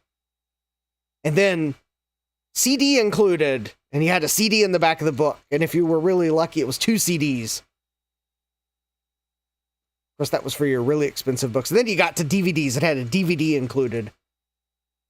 Although I don't remember many books that had DVDs, and I definitely don't remember any that had more than 1 DVD. Because I think by that point, it was then free downloads from our website.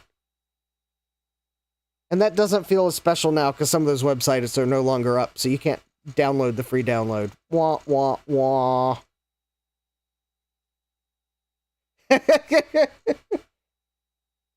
But the CDs that are in the back of the books I have, there's a chance they're still readable. Actually, those discs too. You store the discs in reasonable conditions, and those discs might still be readable. I mean, granted, they will eventually become unreadable, but yeah. Yeah, Sea Turtle says, it's in The Real Space Cowboys. I hope it's videos.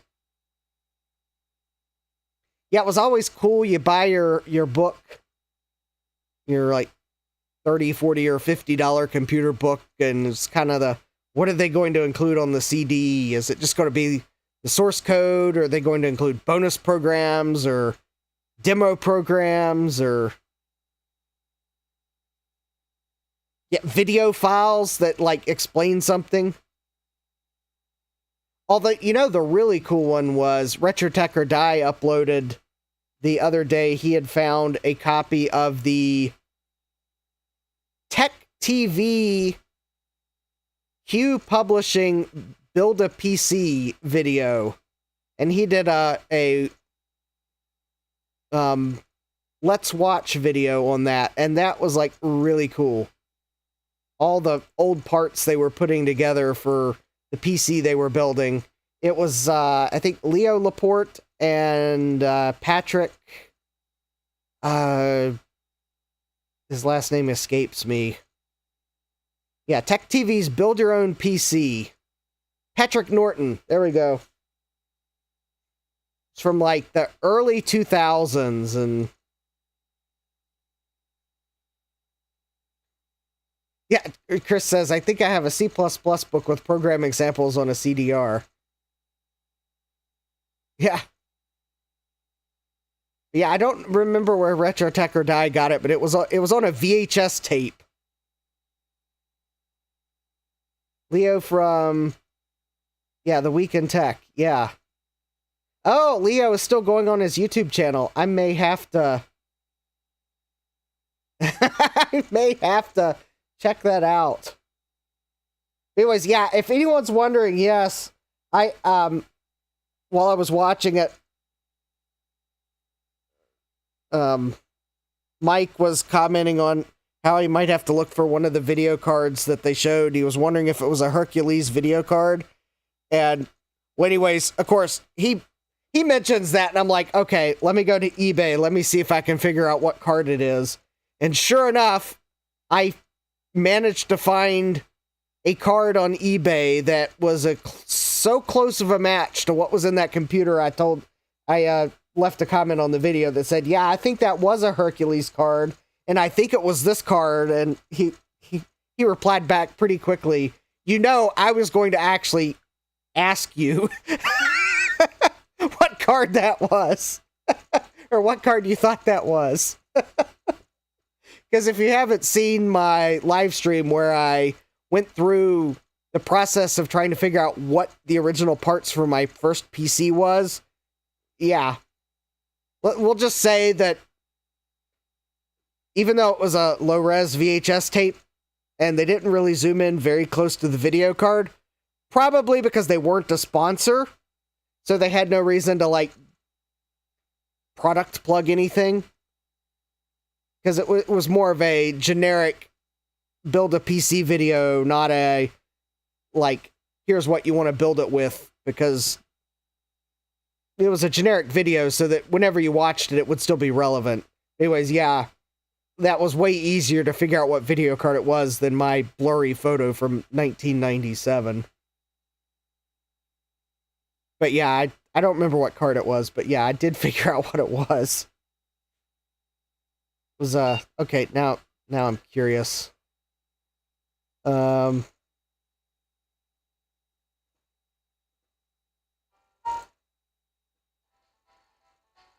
No, I want to pause it. Thank you very much. There we go. Where was my comment? It was, oh yeah, I think it was a Hercules 3D Prophet 4500 video card.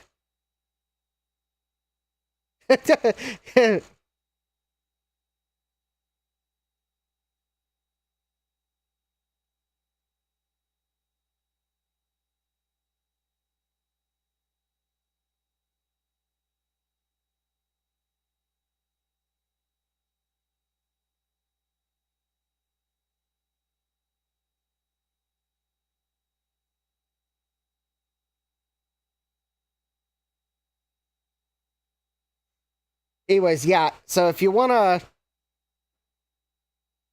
let me copy the link. Anyways, if you want a cool video to check out later, there's the link for the Let's Watch. And if you don't want to do the Let's Watch, then the link to where he uploaded the just the video, so no commentary, it's in the description of that video.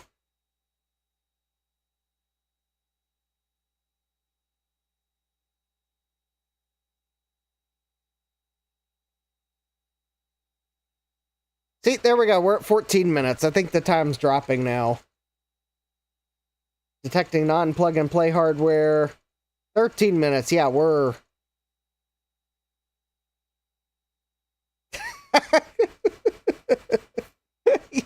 Yeah, Sea Turtle's like, he's like in a doomsday bunker with a longboard hanging on the wall. Yeah, yeah, their set is quite the set for their show.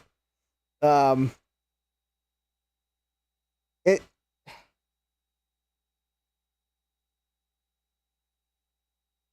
kind of one of those, it's like kind of the things they have on their set that I think it kind of, maybe if I'd actually seen their show back in the day, I might have understood the set a bit more.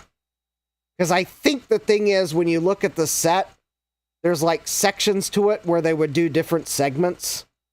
But for this video, they were kind of like largely doing a lot of it like in front of everything. So you see like various things in the background that don't 100% match unless you realize that it was like, I think like 3 or 4 like sub sets on the set for the show, and depending on what they were doing, they would like point the camera at like, part of the set.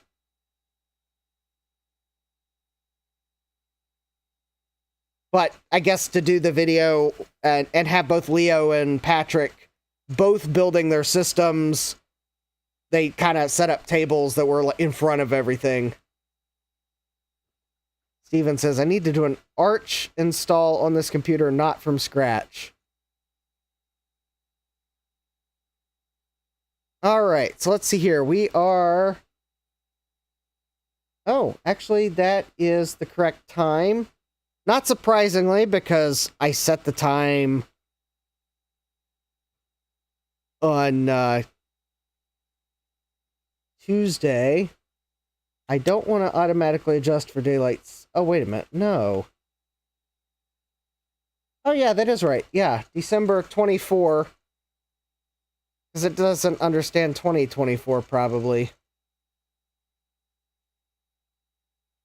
Microsoft probably didn't think I'd be using Windows 98 in 2024.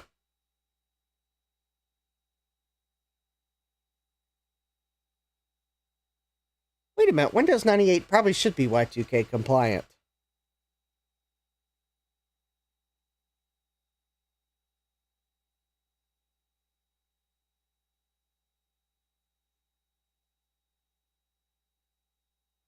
Okay, I am expecting that Windows 98 is going to have picked up the majority of the hardware in this system.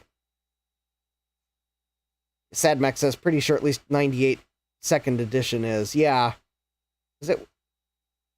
This 98 second edition would have come out like, what was it, in 99?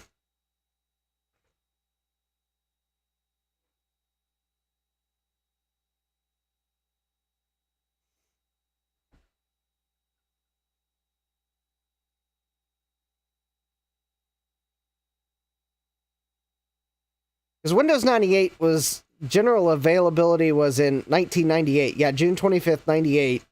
Second edition came out June 10th, 1999. Yeah, if second edition wasn't Y2K compliant, then yeah, that'd be really weird.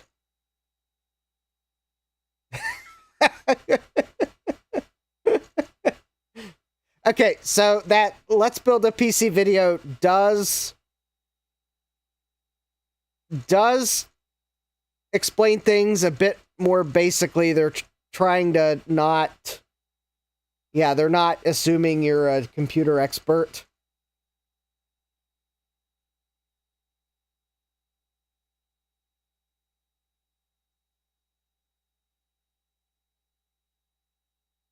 Yeah.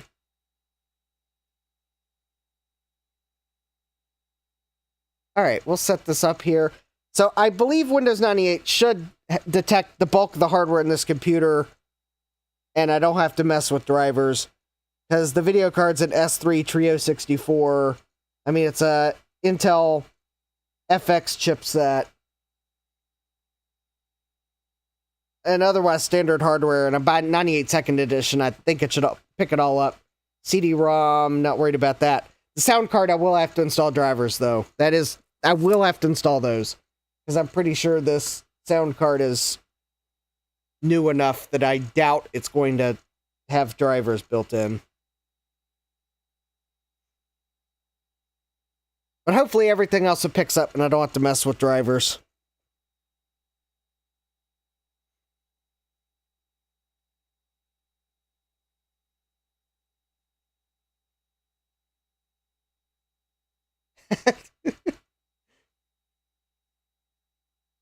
Yeah. Yeah. Sea Turtle says that is priceless Americana. Yeah. Yeah. Yeah, the things they have on their set is pretty pretty varied.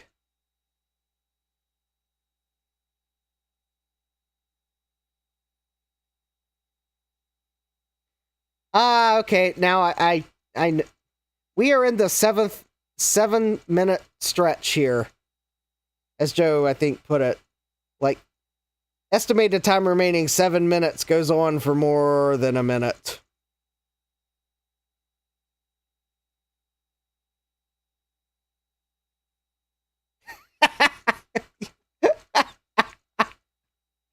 Yeah.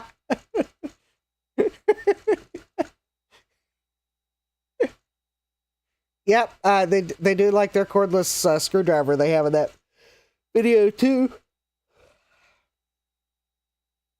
In fact, I remember, I think that's a Black & Decker cordless screwdriver. I used to have one. I don't think I had the one that could bend 90 degrees in the middle, but I'm pretty sure I had one. It was actually not a bad screwdriver for assembling and disassembling computers. Yeah, Sea Turtle's commenting on how they explain it. The motherboard is like the chassis frame of a car. Got it. Yeah, they definitely kind of go to a they are very good at explaining things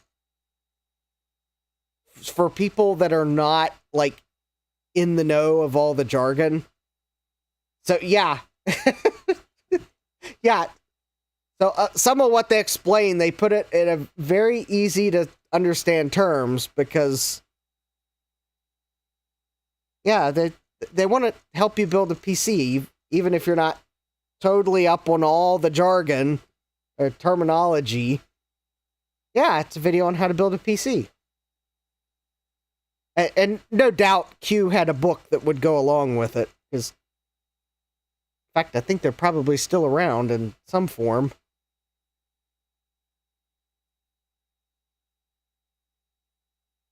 And there's actually a website that goes with the video. Of course, the website is not up any longer, but it did get archived. So if you go to the Wayback Machine,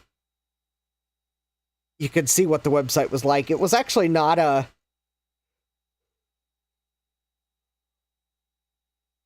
as fancy of as a website as I would have expected. But then again, for the era it was designed, it was...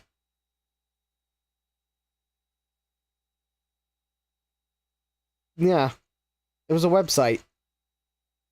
There wasn't a lot of extra material, at least not in the archived version I found.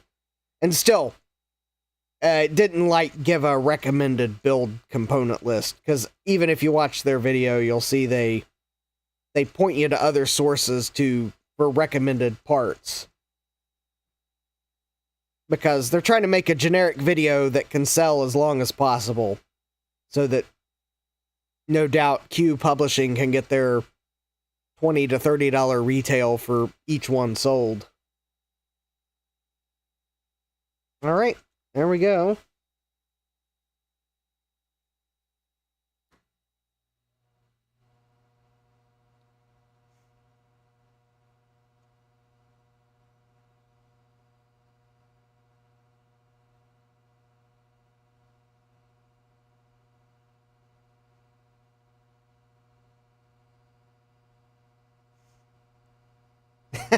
Yeah.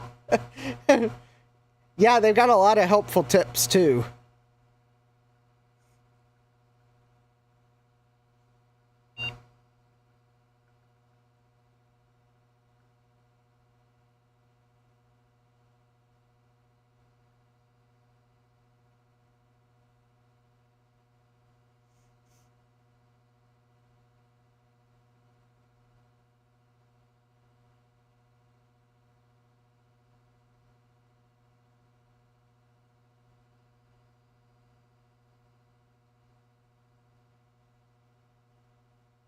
Okay, we should be booting Windows 98. There we go.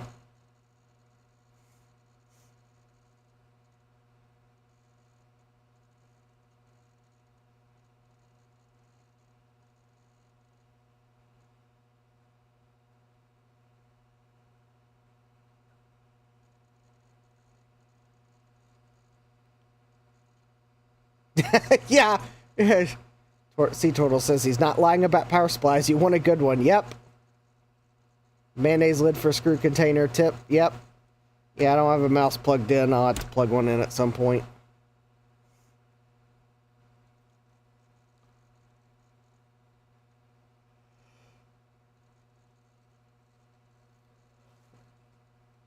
Go. Default monitor. Second in.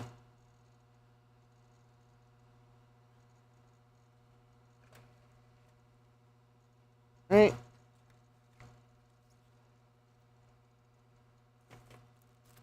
Alright. I will be shocked if we have the startup sound, because I'm fully expecting that this sound card is newer than Windows 98.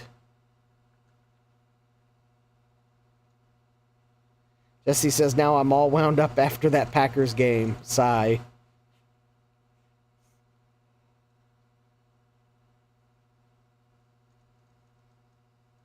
Well, no spoilers on that. I want to be all, oh really, when someone tries to tell me the score tomorrow.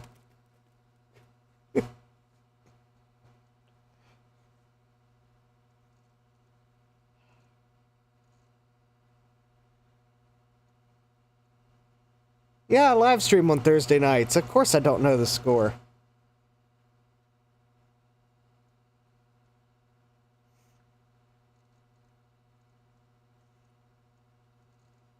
Although for operating system installs, I'm currently 2-0, so if it would ever finish updating system settings, that is.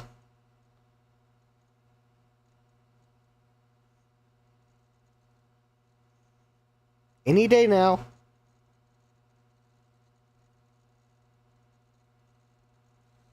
Alright.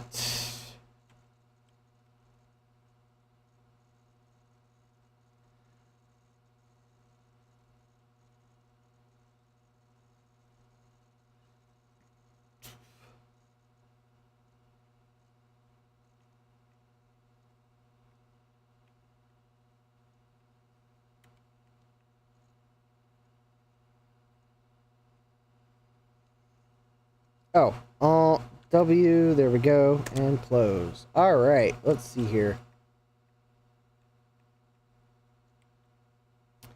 Hit that button, properties, device manager.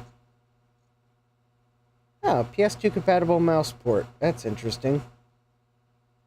And PCI multimedia audio device. Alright. Alright, let's get these sound drivers installed, and then let's see if...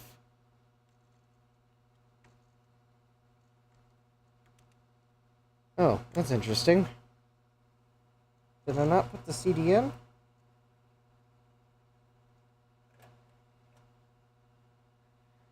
Oh, I did put the CD in.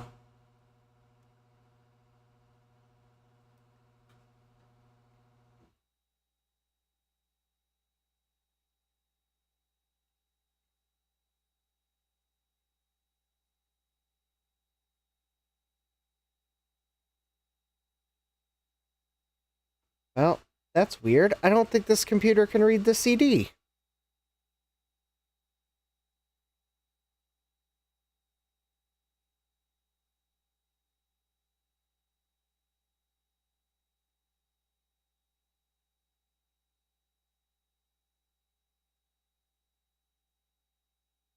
Which is really weird, because there's a Windows 98 directory on it.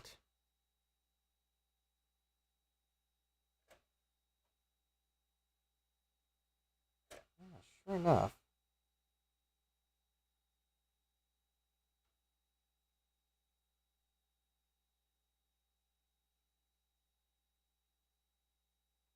Okay.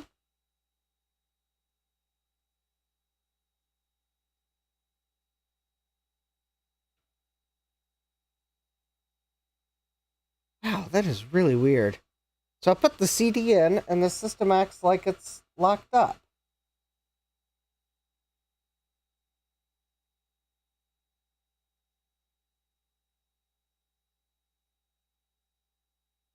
Well, there we go.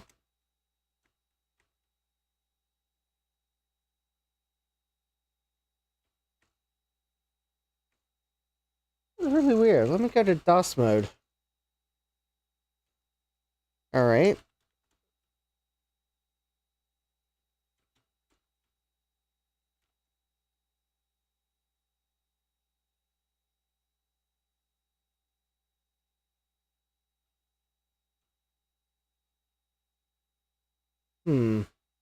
Alright, let's fix the partition commander so we can at least multi-boot, and I'll deal with the fact it can't read the sound card driver disk after that. Alright, so we should be able to go to the A drive. Oh.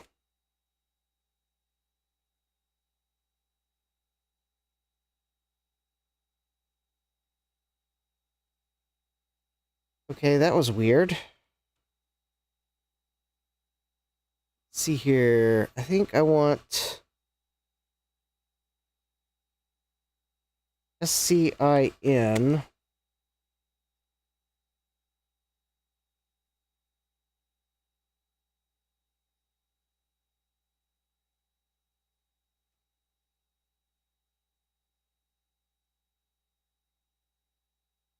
Oh, reinstall update system commander.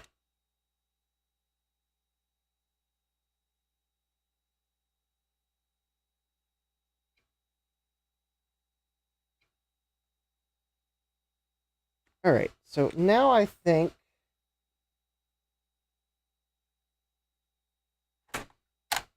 now I believe if I restart, we should get system commander again. And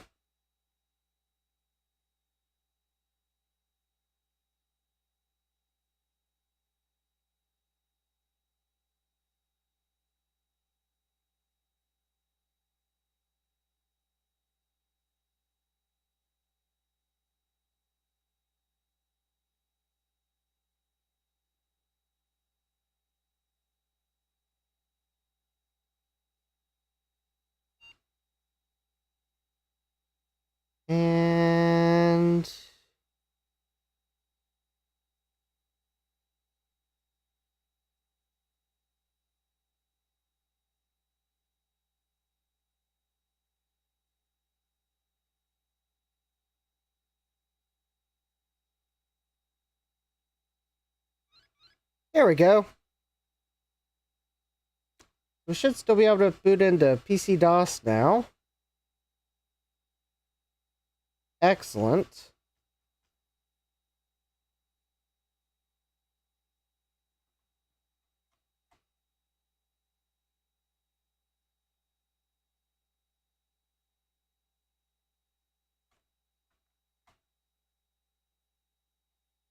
Oh, that's weird.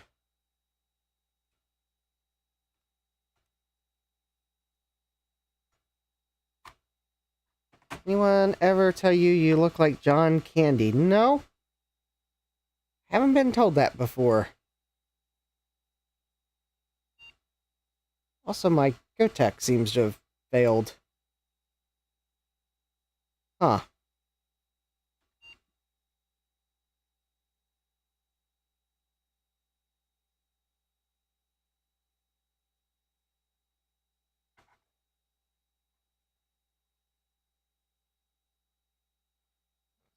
Weird. Huh.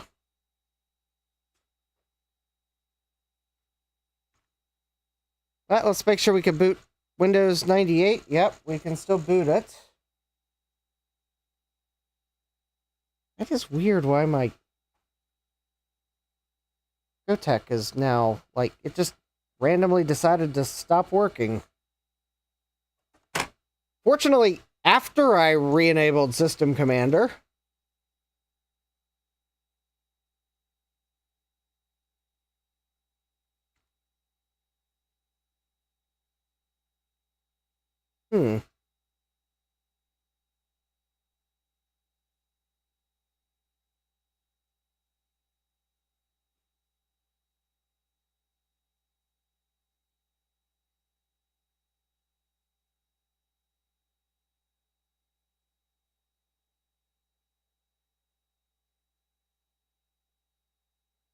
Okay, that's weird. But look at that. I can read the CD now. I guess maybe I just needed to restart? Oh, I guess that's entirely possible.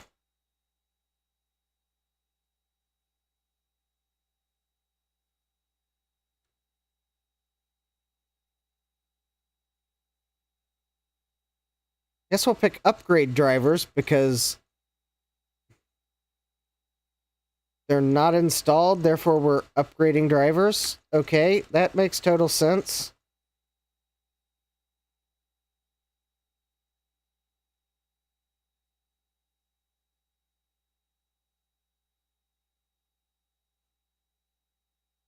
Yeah, woohoo, restarts. Yeah, welcome to Windows 98, home of the... everything you install requires a restart. All right, let me change the post options.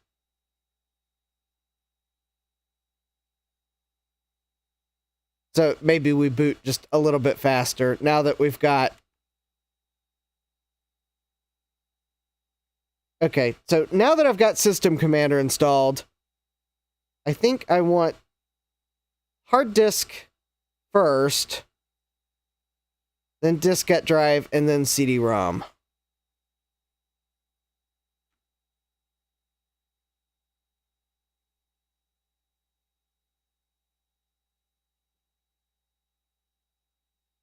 Yeah, Steven says, it is Windows, sometimes you need to restart. Yes. And I guess I needed to restart to be able to read the sound card driver disk.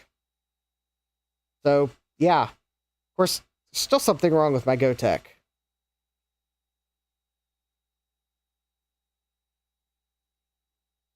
Yeah, it is actually... I'm going to disconnect it since it is not working. I'll plug in the real floppy drive. And then I'm going to see if I can figure out what might have gone wrong with it. Jeremy says, I'd call it Rebooticus. Yeah, good one, Jeremy, and welcome. Yeah, I don't know why this GoTech just, like, randomly decided to stop working.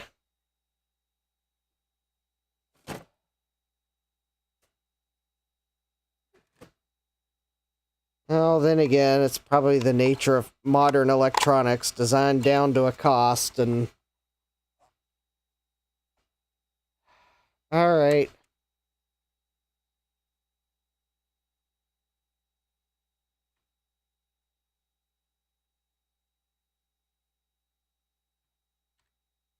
Okay, I think it sees the floppy drive now.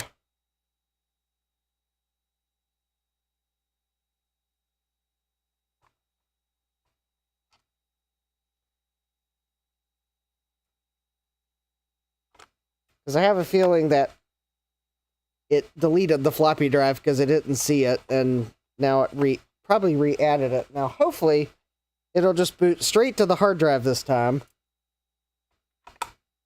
And I'm totally fine with changing the boot order, because at least on this computer, as you can see, there is plenty of opportunity to hit the F1 key and change the boot order. Plus, with System Commander, well, right there is the option. I can boot from drive A right there in System Commander. So I'm really not concerned about locking myself out with System Commander, because the option is right there. Okay, so while we wait for this to boot, I'm looking inside the GoTech, and at least at an initial glance, I don't see anything wrong with it inside. However, it's not to say that there's not a bad solder joint, or maybe one of these caps is bad, or transistor failed or something, but... Or I don't know, maybe it just needed power cycled.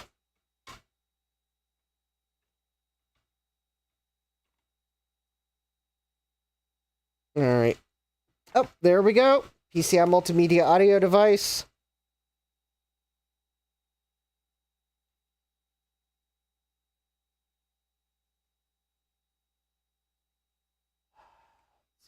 Specify location. See if I can figure out where it installed those drivers to, because that's probably a good place. Let's see here.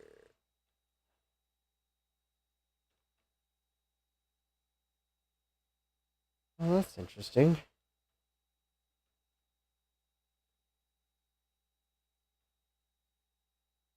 Alright, let's see if it finds anything. Oh, yep, that's good.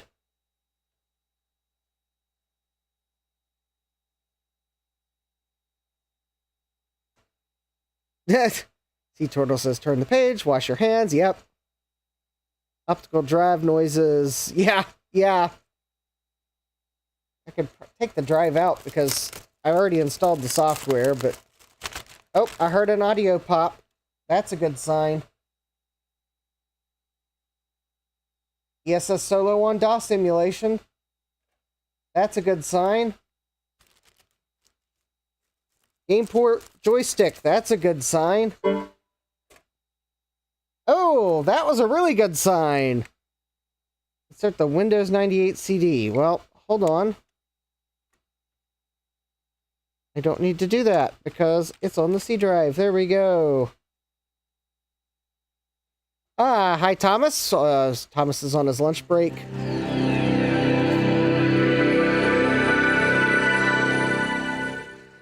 The audience, or at least the headphone wearers, are now deaf. Let me turn that down a little bit. That was a little bit, Yeah, that's fine. I took the CD out. There we go. All right. Steven's asking, how often are you live on YouTube? I am live on Tuesdays and Thursdays.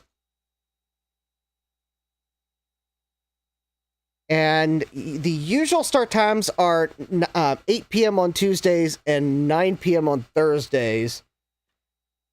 Today I had to start a half hour later than usual, and I guess now's as good a time as any. So Tuesday, I also need to delay start.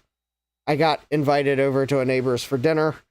So I will be starting at 9 p.m. Tuesday and 9 p.m. Thursday. So it'll just be a 9 p.m. start both days. And then I'll be back to my usual schedule for a week, at least as far as I know right now. And then the next 2 weeks, I am currently debating what I want to do because of when Christmas and New Year's Day falls during the week. If I stream on... I'm not going to stream Christmas Eve because I already have plans. And I don't think streaming New Year's Eve would be very productive either. So I will probably move my Tuesday streams that week to Monday. Only because I don't really want to compete with Christmas Eve and New Year's Eve. Now, the Thursday streams, I think I may leave as Thursday streams. But I think the Tuesday streams those 2 weeks will probably be Monday streams. Just because I suspect viewership would be low Christmas Eve and New Year's Eve, because on Christmas Eve people will be with family and theoretically, and New Year's Eve people will theoretically be out partying. So anyways, do we have a Doom key? Ooh. Well, there... Alright, well, there's where we have the first problem here.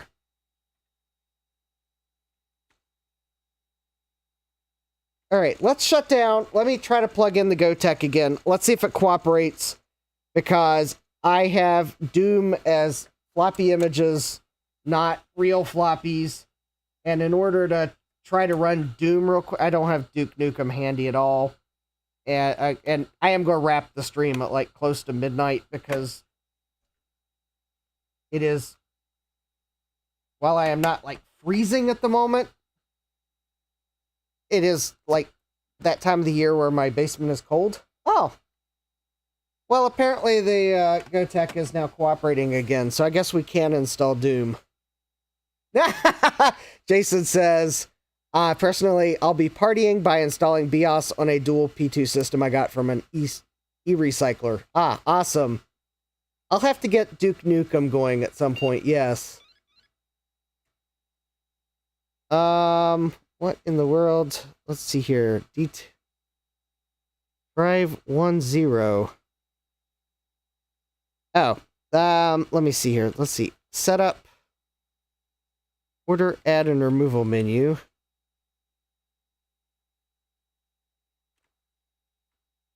There we go. That's better.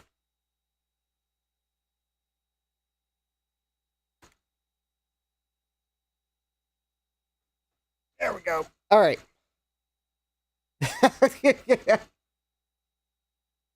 All right, let's see if we can get Doom installed here real quick.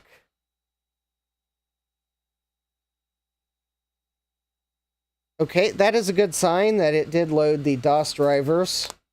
So if I exit the DOS mode, we should have DOS drivers.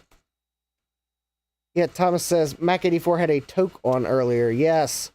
Unfortunately, my style is a flat cap, and every time I wear something other than a flat cap, I get flack. Or people realize it's a costume stream.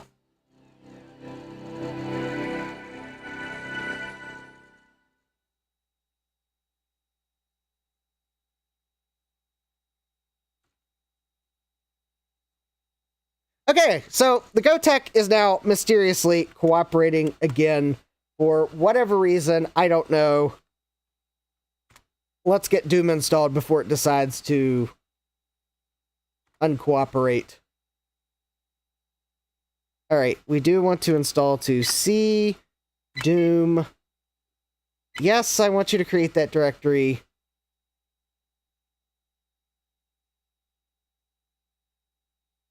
I hope the audio driver is intact. I hope it is too, because that's what started this whole stream tonight.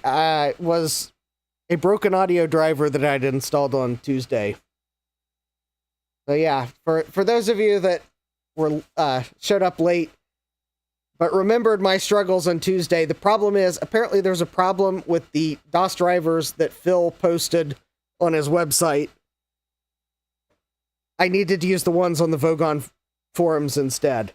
Unfortunately, when I had searched for drivers on Tuesday, the first ones I found were the ones on Phil's website.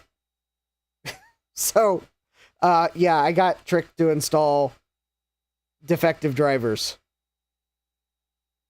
Jason says, that classic de-ice installer sound. Thomas says, it's better than a beep. Yeah. Kind of why I like that System Commander little, like, twinkle sound. I think its default sound is my favorite. It does let you change them. But anyways, yeah, the whole problem with the sound card, it wasn't PC DOS. It was the drivers on Phil's computer lab. There was, apparently the drivers he posted had the wrong ini file. So that's why the driver couldn't find the sound card. The ini file was wrong.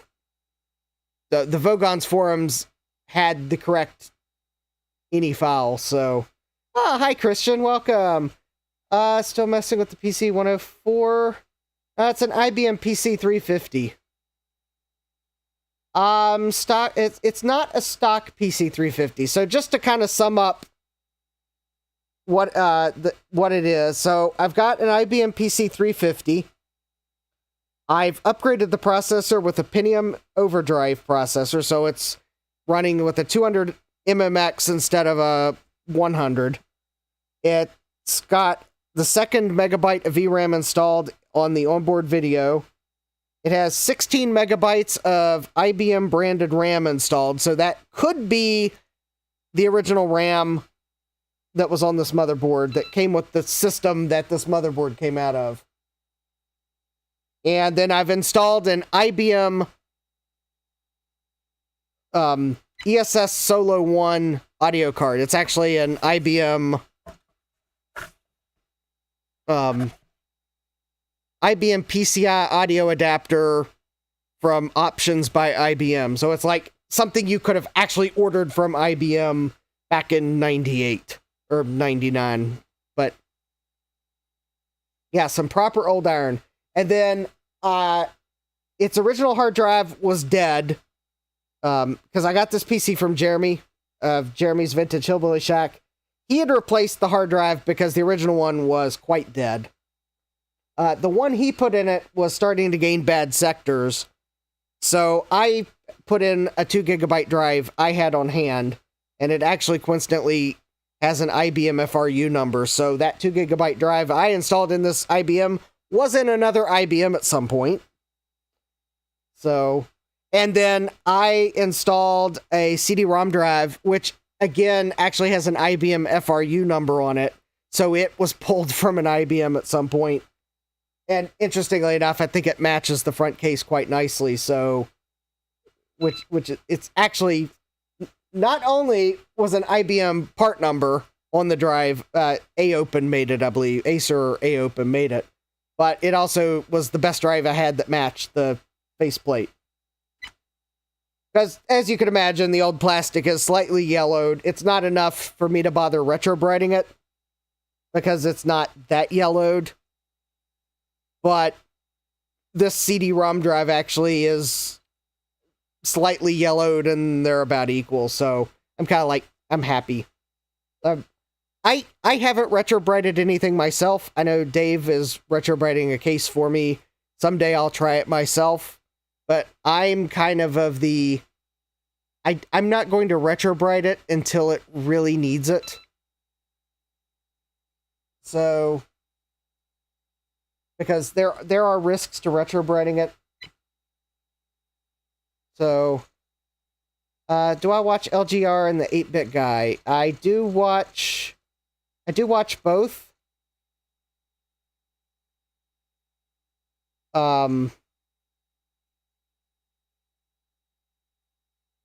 Probably if both have posted videos at about the same time, I'm probably going to watch LGR first.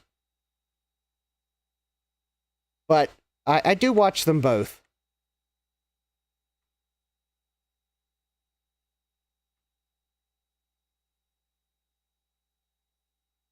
All right.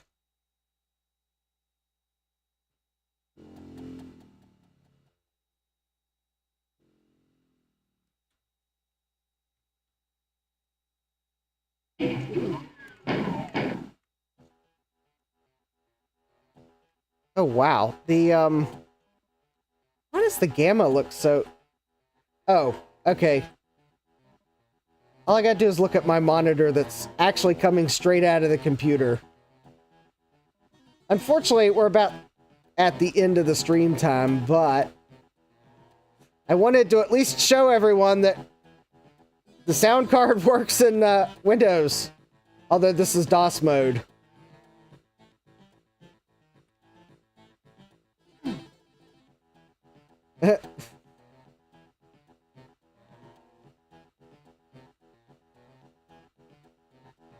Sea Turtle says, what was that? Where's all the data?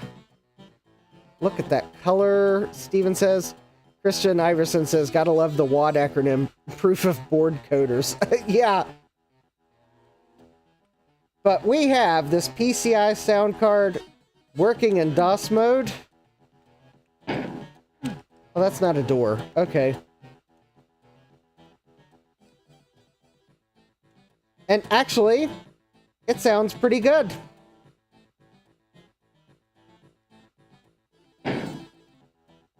Would help if I hit the right keys now, wouldn't it?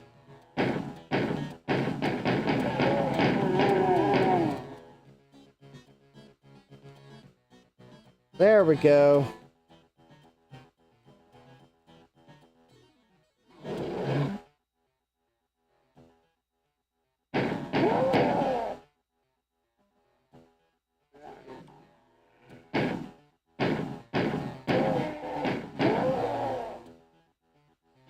I'm not really that good at the game, but... Alright.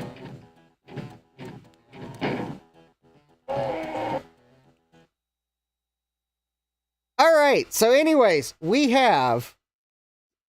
Sadmax says, and if it really could use it, I'm inclined to go A, could do with a retrobright, but do I really want to take it all apart to do that? Those plastics aren't getting any less brittle, yeah. Oh, tell me about it.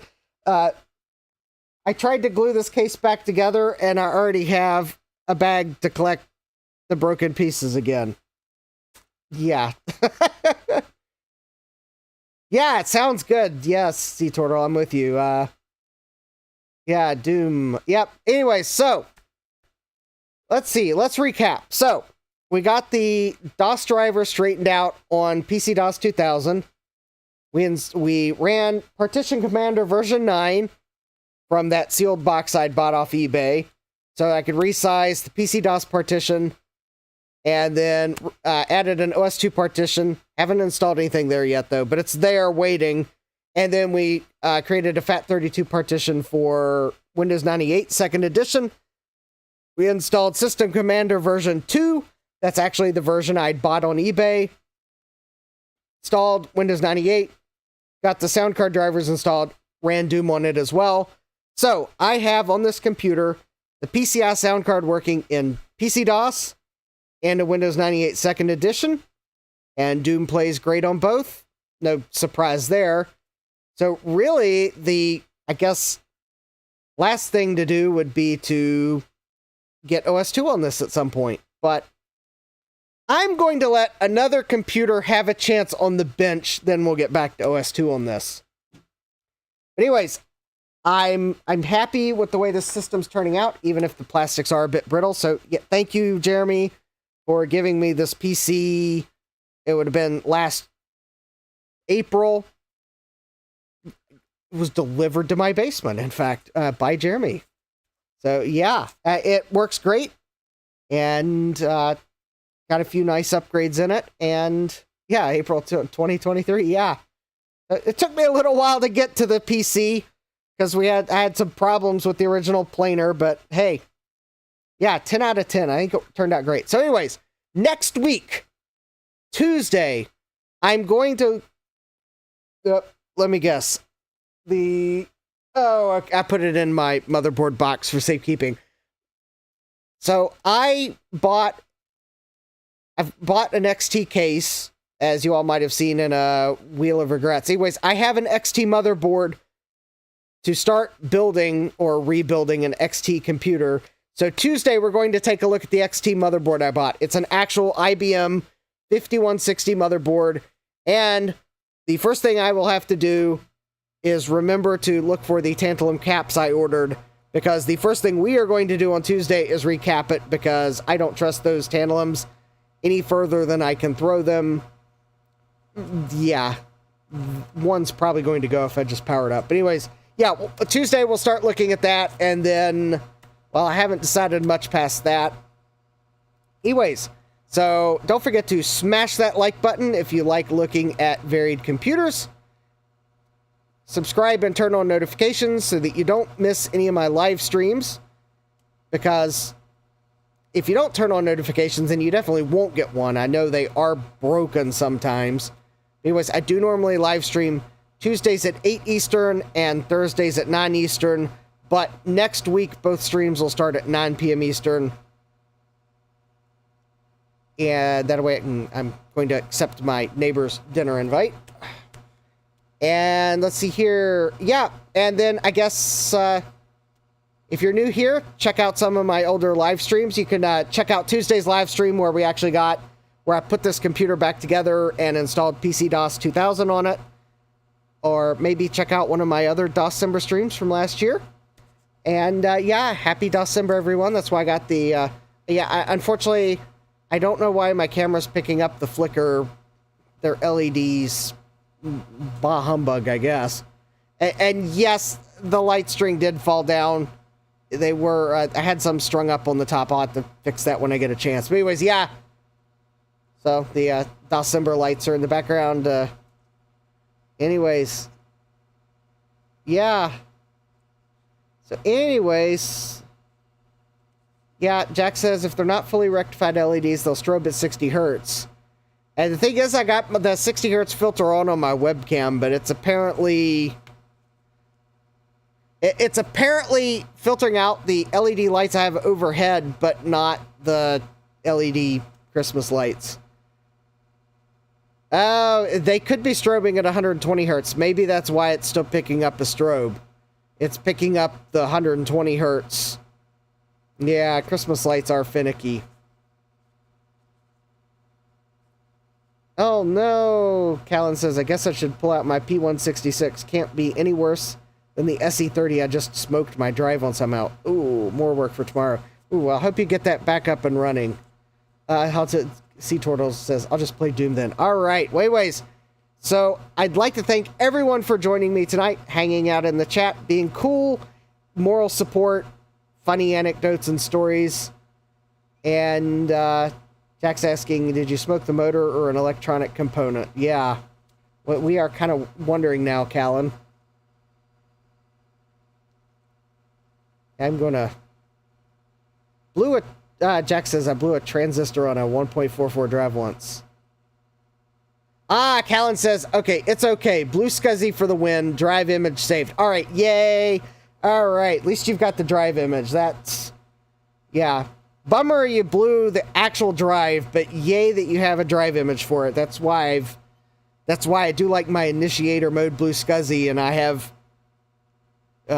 have had it back up several hard drives now that I have it, just so that I have images of original drives that came with things. So yes, good for that.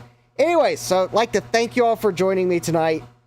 It is that time of year where the basement is kind of cold, and while I've got heaters running for some heat around me, it does get to a point where the chill in the air starts to get to me.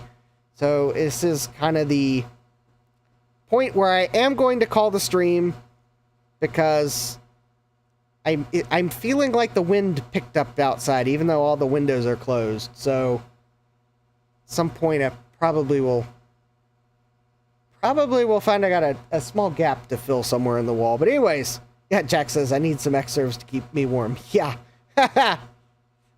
Sea Turtle says, go throw a Yule on. Yeah, I wish I have thought about getting a little, like, propane heater or something to plumb into the propane tank for down here, just so that I could have maybe a little more heat that wasn't electric. So, it's something I'll think about, because I totally could probably clear a space so I could put it on the wall in front of me, which, for those of you that haven't actually been in my basement, my workbench is not pushed up against a wall. It actually, I left like a 3 to 4 foot walkway on the other side of it, just so I could walk completely around it to help for, like, setting things up. So I'm actually kind of in the middle of this part of the basement. So yeah, if I was pushed up against the wall, my shelf would look smaller. So would the dinosaur. But anyways, yeah, I left a walkway behind the bench. So someday, if I ever did get to deciding, okay, I'm just going to put some propane heater on the wall in front of me, then there is actually enough space that I could, and would have enough space between it and flammables. Because I think you're supposed to leave like 3 feet, put it 3 feet away. But yeah. Alan says, good idea for access. I'd have the walkway filled with computers. Okay, that's not to say that I don't have some computers there, but I still have a walkway. I made myself leave a walkway there. Anyways, with that, I'm going to call the stream to a close. Thank you all for joining me, and I hope to see you all here next time. Take care, and God bless. Computerized Start is brought to you by my awesome patrons on Patreon, and by your tips and memberships on Ko-fi. These and other channel supporters make my live streams possible. You too can become a channel supporter with tiers starting at just $1. Don't forget to smash that like button. And if you've liked what you've seen, subscribe and turn on notifications so that you don't miss the next video or live stream. And as always, thank you for all your support. I hope to see you next time. And until then, take care.